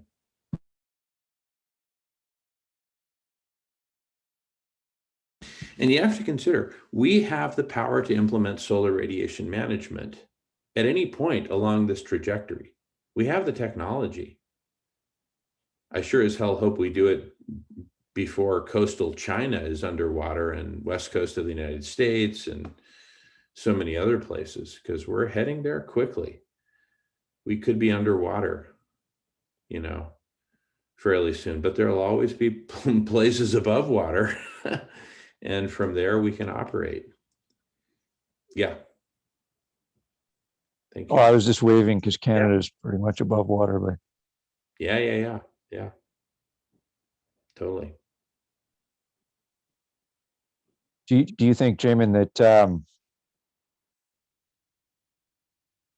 like how solar radiation management, there's never going to be like a global vote on it, but arguably, given the way things happen, once places start going underwater, can we project that there'll probably be a point of desperation at the very least where it'll become sort of de facto the solution, because people will be in a combination of panic and much greater receptivity? Oh, absolutely. I think, in some sense, the best thing that could happen to us is another couple inches of sea level rise quickly, sooner rather than later, to wake people up. Right? It took Pearl Harbor to get the United States into World War II. Am I glad Pearl Harbor happened? I'm not saying that. But I'm just saying it took a butt kicking for the Americans to get into the game. Right? I think humanity's getting her butt kicked, but the privileged sectors of humanity have still not felt the heat. Obviously not enough. Or have they? I mean, conversations on Clubhouse are taking off. Conversations in the Zoomosphere are much less visible, but they're taking off as well. We've come pretty far right here. But what's next is for all these conversations to be hyper-connected. That's the next great leap forward. So many great conversations are happening. They're just not hyper-connected yet. Right? Do we have an example of what a hyper-connection looks like an isolated example of where, okay, this group for the first time reached out to this group and there was a product or some sort of emanation from that? Yeah. Let me answer in two parts. First part, I see hyperconnection happening on Clubhouse. Now, are real solutions emerging from there? Well, I think they will, right? The first stages are always conversations, and sometimes we need a lot of cycles on conversation before we can figure stuff out, right? There had to be a lot of meetings up in Hanoi before they kicked the Americans out. with far fewer resources, right? They did it. That's a great example of collective intelligence, but it took a lot of doing. It took a lot of meetings, right? And so that's where we're at now. We're having the meetings, but the cool thing about collective superintelligence is that the more people who participate and the more hyper-connected the network of conversations becomes, the faster we can evolve and the faster we can co-create, go from, just talk to getting up on GitHub and co-creating actual solutions, co-designing actual solutions, all the way to redesigning civilization, as I was commenting earlier. Passing the feather.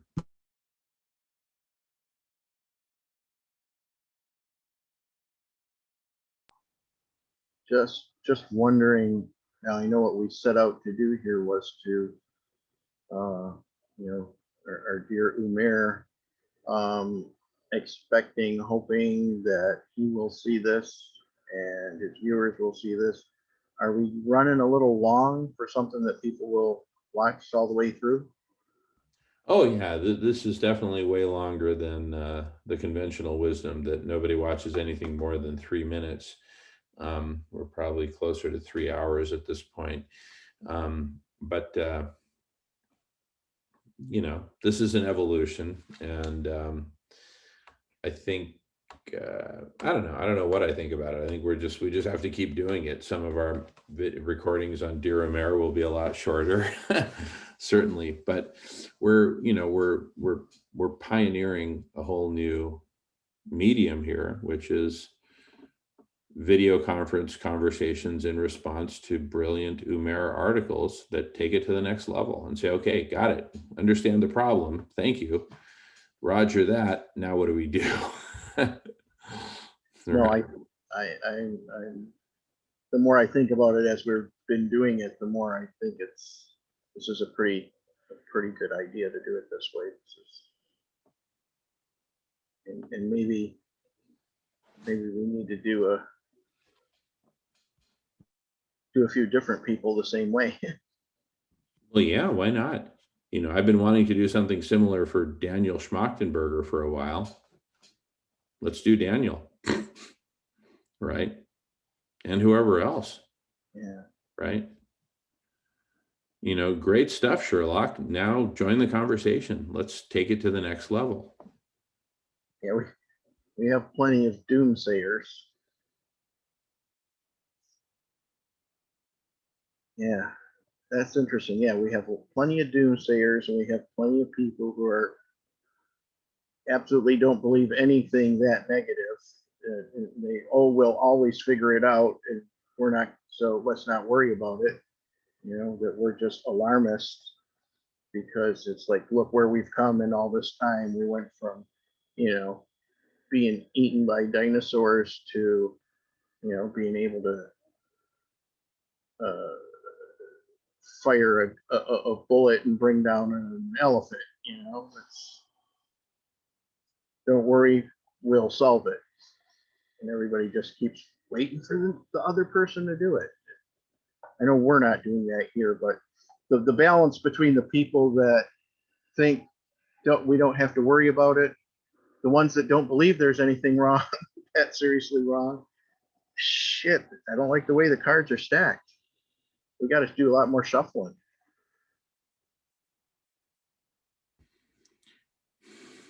Yeah, a huge part of the problem is so many people are down towards the bottom of Maslow's pyramid that they're just trying to get some level of basic security for themselves and their families, and the last thing they can worry about is a whole planet. If I can't even take care of my own family, how the hell do you expect me to save the planet? Is roughly how the logic would go, the emotional logic. So there's really two solutions I see to that. One is, food healers, which we're doing right here on the Block Party and elsewhere, addressing the people at the very bottom of the Maslow pyramid, feeding everyone plant-based foods. But then also equally important is the people who are self-actualized, getting all of us together as the seeds of collective superintelligence.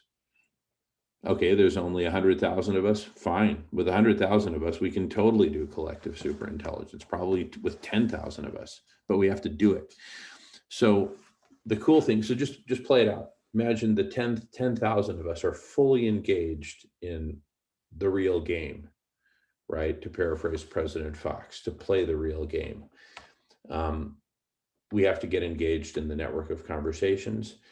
10,000 of us engaged in an intense network of conversations are enough to make food healers happen, which won't just impact the people on the bottom of the pyramid. People in the middle of Maslow's pyramid will say, oh my goodness, there's now a safety net underneath me, a planetary safety net that's growing and growing and growing, right?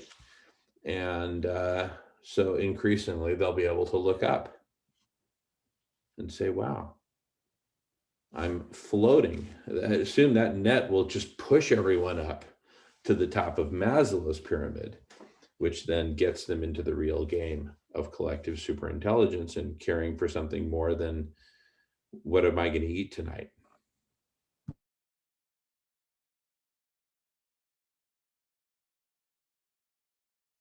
You brought up food healers, and the important thing about food healers is not just feeding hungry people, it's feeding healthy food. And I thought over the last year, been inspired a few times to try and start a food healers in this area. I think the problem I would have is that there's not really anybody going without food here. You have to be, I don't know what you'd have to be. You'd have to be pretty dumb to be hungry around here. The problem is, I mean, we've got food banks and churches and every kind of different. I think almost any day of the week you can find some place to go pick up free food. The problem is it's crap. It's not healthy. It's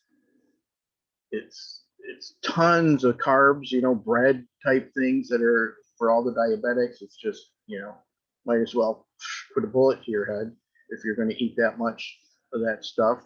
And then it's, meats and processed and just not healthy. There are vegetables and whatever, but I see the people, like when you go through a line where you get a box of this is already sorted out for you, and there's vegetables and things in there. I see them giving that away as soon as they're out the door and just keeping the crap food. It's so there's yeah, but I guess it's start where there's hungry people and get them on the plant-based, and I guess that's the way to go. But for right now, I don't see doing anything in my area right now because there's just an abundance of food everywhere. It's just not healthy.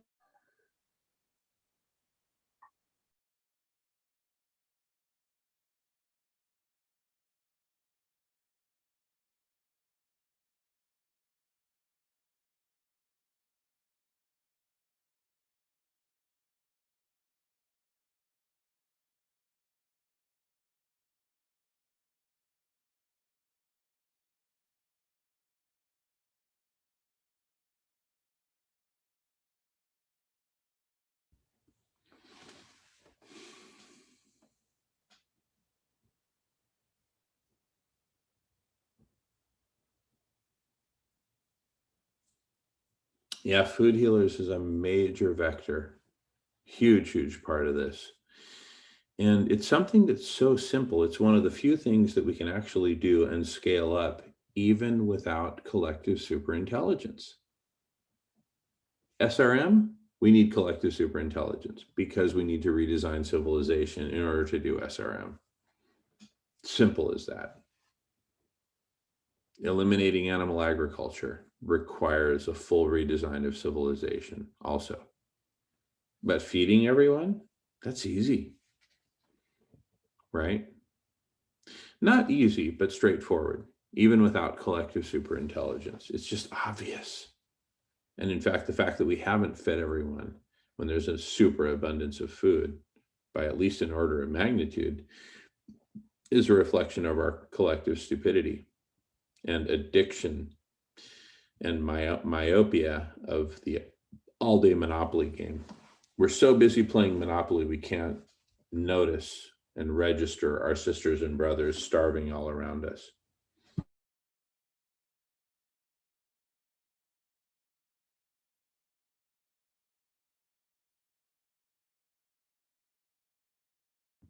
I'm just reminded of a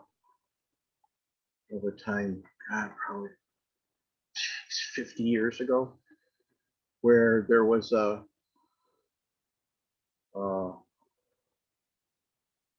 dog food was on sale, dry bag dog food. And we, always stocked up when things were on sale. And at some point, nobody really paid attention. We kind of ran out of cat food. And no big deal. There's plenty of dog food. Just feed the cats the dog food. And pretty soon, I mean, it kind of happened quickly and we didn't realize it. We just suddenly noticed, the cats were so skinny and they just didn't look good. And they seemed kind of sick, and we're picking them up and they're losing weight. They're eating tons of food, but losing weight. And we had to take a couple of them to the vet, and the vet said they're starving to death. We're like, oh no, they're not. They eat. Well, what are you feeding them? Oh, dog food. That doesn't have any of the nutrition that cats need. They will die if you keep feeding them that. So that kind of relates to what we're feeding ourselves. We're feeding ourselves crap that is going to cause us to die. And if you can get people to really see that,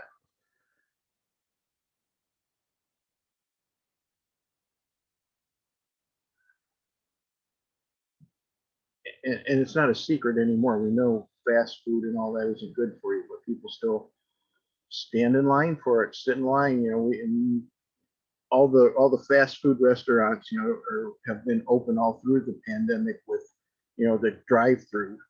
So there's always a steady line all day long at any fast food restaurant.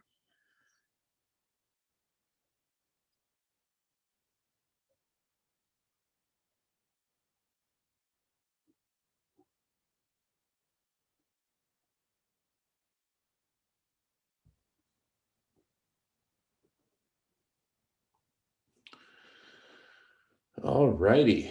Well, I think we might have done enough for this one segment. Any final comments, even long ones? If you got more to say, go for it.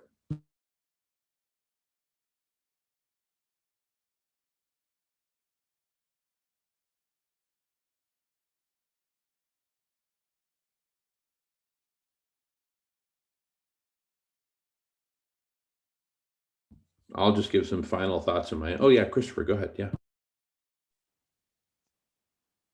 Yeah, just wanted to ask how we think that we can turbocharge this, because I feel like a lot of the solutions that are in front of us, they sound like they have a lot of steps, and if we don't have much time, how do we make this faster?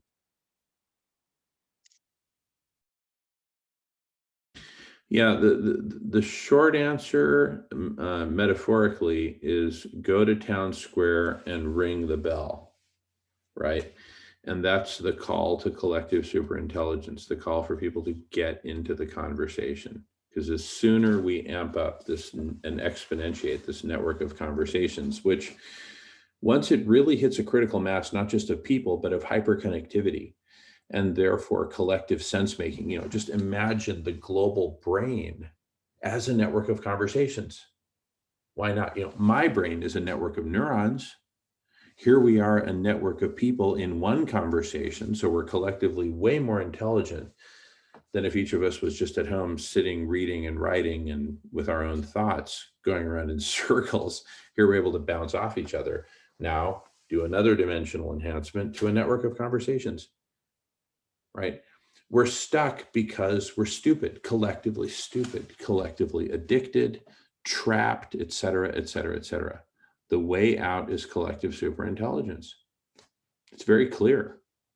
We just got to keep doing it. So like when I screen shared and I showed the elements of the strategy we're pursuing, here we are executing. We've just got to keep doing. I don't see any other shortcut other than becoming collectively brilliant and using that brilliance to feed everyone, get everyone up the pyramid, Maslow's pyramid. And those of us close enough to the top bump us to the next level into the game of collective superintelligence. You've got plenty of food, shelter, etc. There's only one game in town for you. Collective superintelligence. Get in the damn game. And from there we can organize, we can divide and conquer, we can have thousands, tens of thousands, hundreds of thousands of different teams working on the different components, everywhere from redesign of civilization to solar radiation management, to how to feed everyone, to how to get the world to go plant-based and shut down animal agriculture, et cetera, right? All these problems can be worked, but we've got to work them. Here, let me wrap up by playing. I'm going to pause recording. All right, to wrap up, what I want to show next is about half a minute of the documentary, my favorite documentary on the Apollo 13 mission, which shows the moment when they realized, oh my God, we don't know what's going on here, right? The mission is falling apart. The spacecraft is failing. And we're about to lose the astronauts. And you're going to see the critical shift. It's very subtle that when the collective intelligence really came into its own there at NASA. Here goes.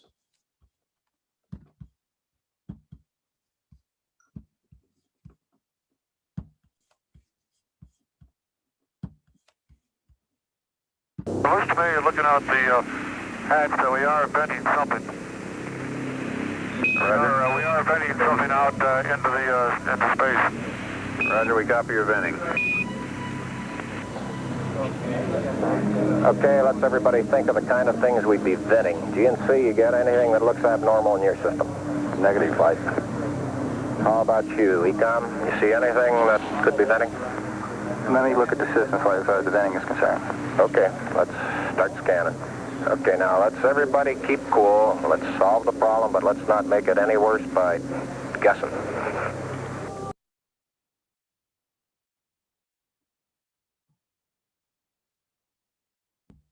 That's the moment, and that's the key, right? Right now, what are we doing as humanity? We're doing a bunch of guessing. Everyone's guessing. Should I dig a bunker? Should I move to New Zealand? Right? And we're guessing at the level of the individual.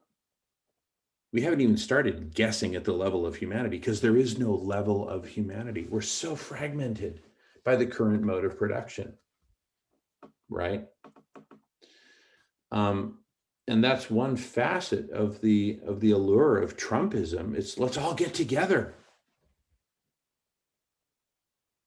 Subtext, let's all the white people get together. We'll kill everyone else. But let's at least get together. So there's the element of togetherness, which is so sorely lacking. The Nazis played the same trick. We're offering a form of togetherness that is super intelligent and super benevolent. That's all about saving, healing, and transforming all of life on Earth. Let's stay cool and let's solve the problem. Let's not make it worse by guessing. See, they were together. Now, they had hierarchy, sure. I think collective superintelligence is going to have to be decentralized. Who says it has to be hierarchical? Ultimately, I think there will need to emerge a form of politics that has degrees, elements, facets of centralization, and maybe even hierarchy, because there needs to be collective agreement on deploying millions of square miles of reflectivity. I don't see that happening as little tiny cottage industries scattered throughout the globe.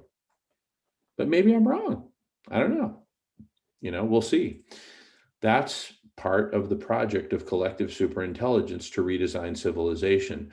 Listen, if Apollo 13 mission control in Houston, with that great leadership that said, let's everyone keep our cool, solve the problem, don't make it any worse by guessing. If they could save a self-destructing spacecraft, you know, however many millions of miles away from Earth, out in the cold vacuum of space, using collective intelligence, we can transform spaceship Earth in the midst of our death spiral. But we need to tear a few pages out of the NASA playbook. At the top of the list is collective intelligence. We need to come together as a network of conversation. They were having a conversation. It was a conversation. All right, what are you seeing? Oh, nothing. Oh, well, keep working. Get back to me. Okay, what are you seeing? What are you seeing? Right?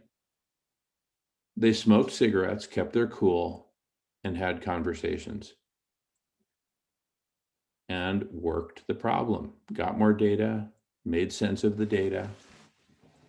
We're swimming in data. What we're lacking is sense making.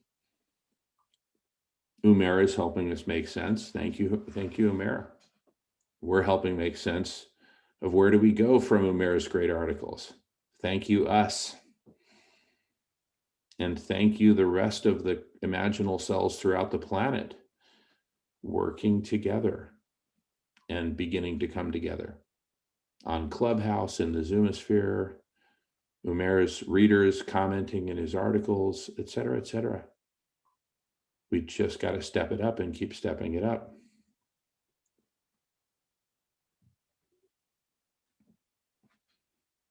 That's why we meet for 24 hours every Friday, Saturday. We're now 18 hours in to a 24-hour collective intelligence block party. Join us.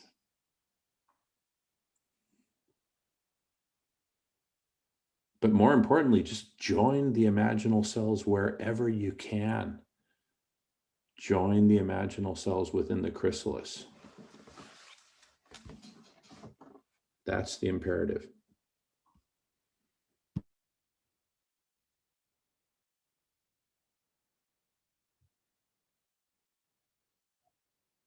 We are coming together. We're going to continue coming together. And no matter how bad it gets, our mission is our mission. Save, heal, and transform life on Earth. And maybe we'll die. Maybe we'll perish. But if we do, we're going to go down working together, working the problem, keeping our cool, and not making it worse by guessing.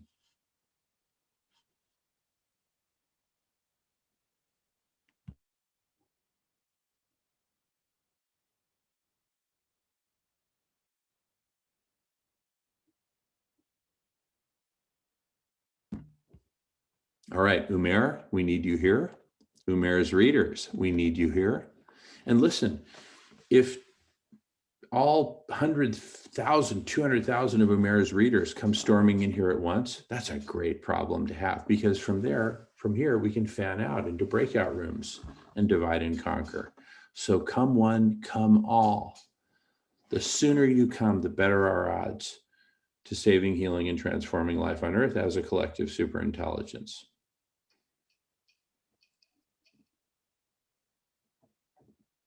And if you know of a better way, come tell us so we can do that.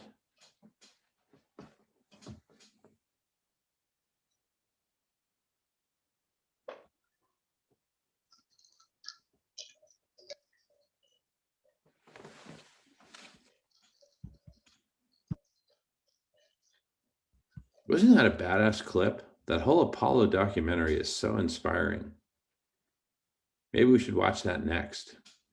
It's I got really excited when they were like realized they had their problem and they start working on it. It's like everybody do what you can, and it's like, and they get out the paper and pencils and slide rules, and they solved that problem with that level of technology. They didn't get out. They didn't get out their iPhone and ask Siri. They didn't use a government supercomputer. They paper and pencil and slide rules. And computers. They were just, you know, Just 1970 very. computers. Pretty low tech relative to what we have today.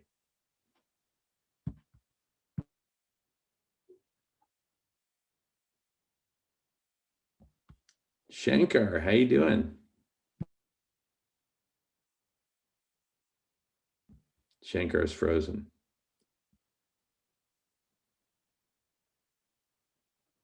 And in that beautiful sunshine, he's frozen. Reminds me of Oh Susanna. I can't remember the lyric here. The sun's so hot, I almost froze. One word beyond collective. I don't know. I don't know. There you go. Because it has to go beyond the subconscious.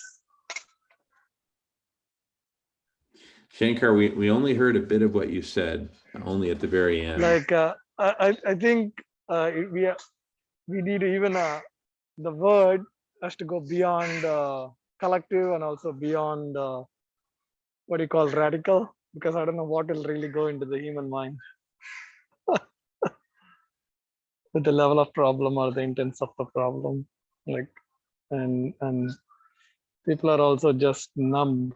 The one is like Marco said, I think he was saying before, like ignorant is one thing, but people are like, I know the problem, I don't know what to do, I'm just going to keep doing what I'm doing. So that's kind of like a numb state, not seeking a solution or not adhering to a, not cohesive to the solution, rather than I'm gonna die solo or I'm gonna be more like that, like perish. But I know we don't want that. I get it, but just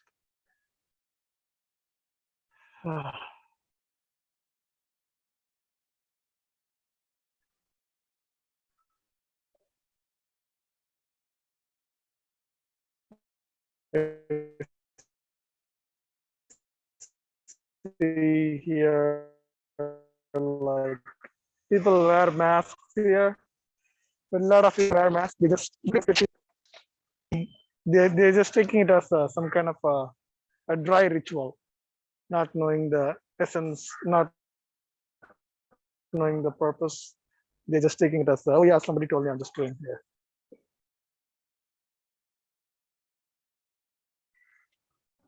So that is causing more problem. No, like they're adding chaos to the chaos. Yeah.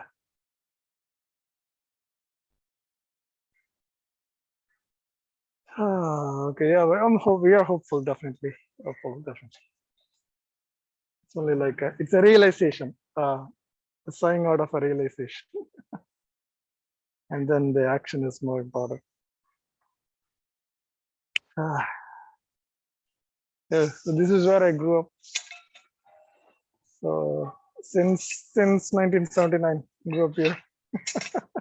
Oh, wow. Wow. Yeah. Oh, that's your home from the outside. Yes. Yeah. So Lilosh.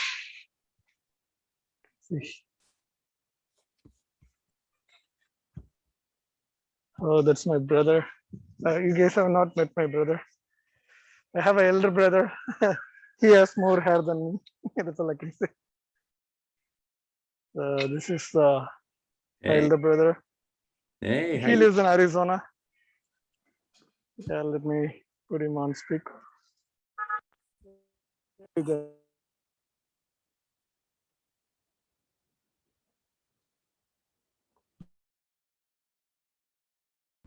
And Umair, it's a bit choppy. It's quite a bit choppy. You've frozen. We can't hear.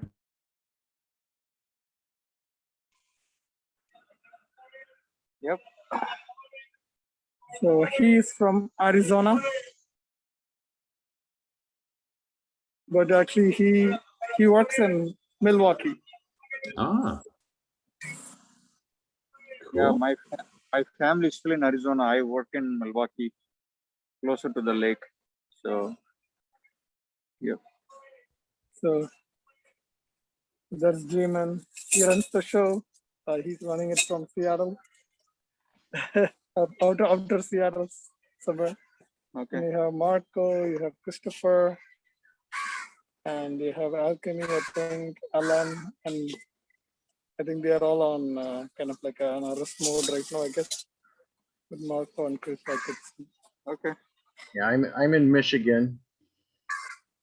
Oh, you are just other side of the lake. Yep. Yeah.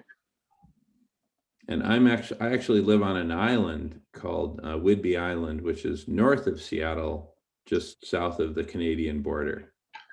Oh, okay. That's good. Yeah. Jimin used to be Microsoft former strategist. Okay. And he has done he's amazing. He has done with the government of Mexico on a lot of reform aspects and food relief aspects. And I think Marco was part of your team, right? Jimin, please correct me. And Well, part of it here, not at Microsoft. okay. Okay. So our cab is ready. Okay. I have to head out. I won't get a good connection further. All right. Okay. Hey, great to see you, Shankar and brother. Great to see you guys. Great to meet you. And yeah, heading to the hospital to check the status of my mom. we're praying for your mother. We're praying for her. Thank you. Thank you. God bless. Yeah. All right. We'll see you guys soon. See you. Thanks, Shankar. Take care.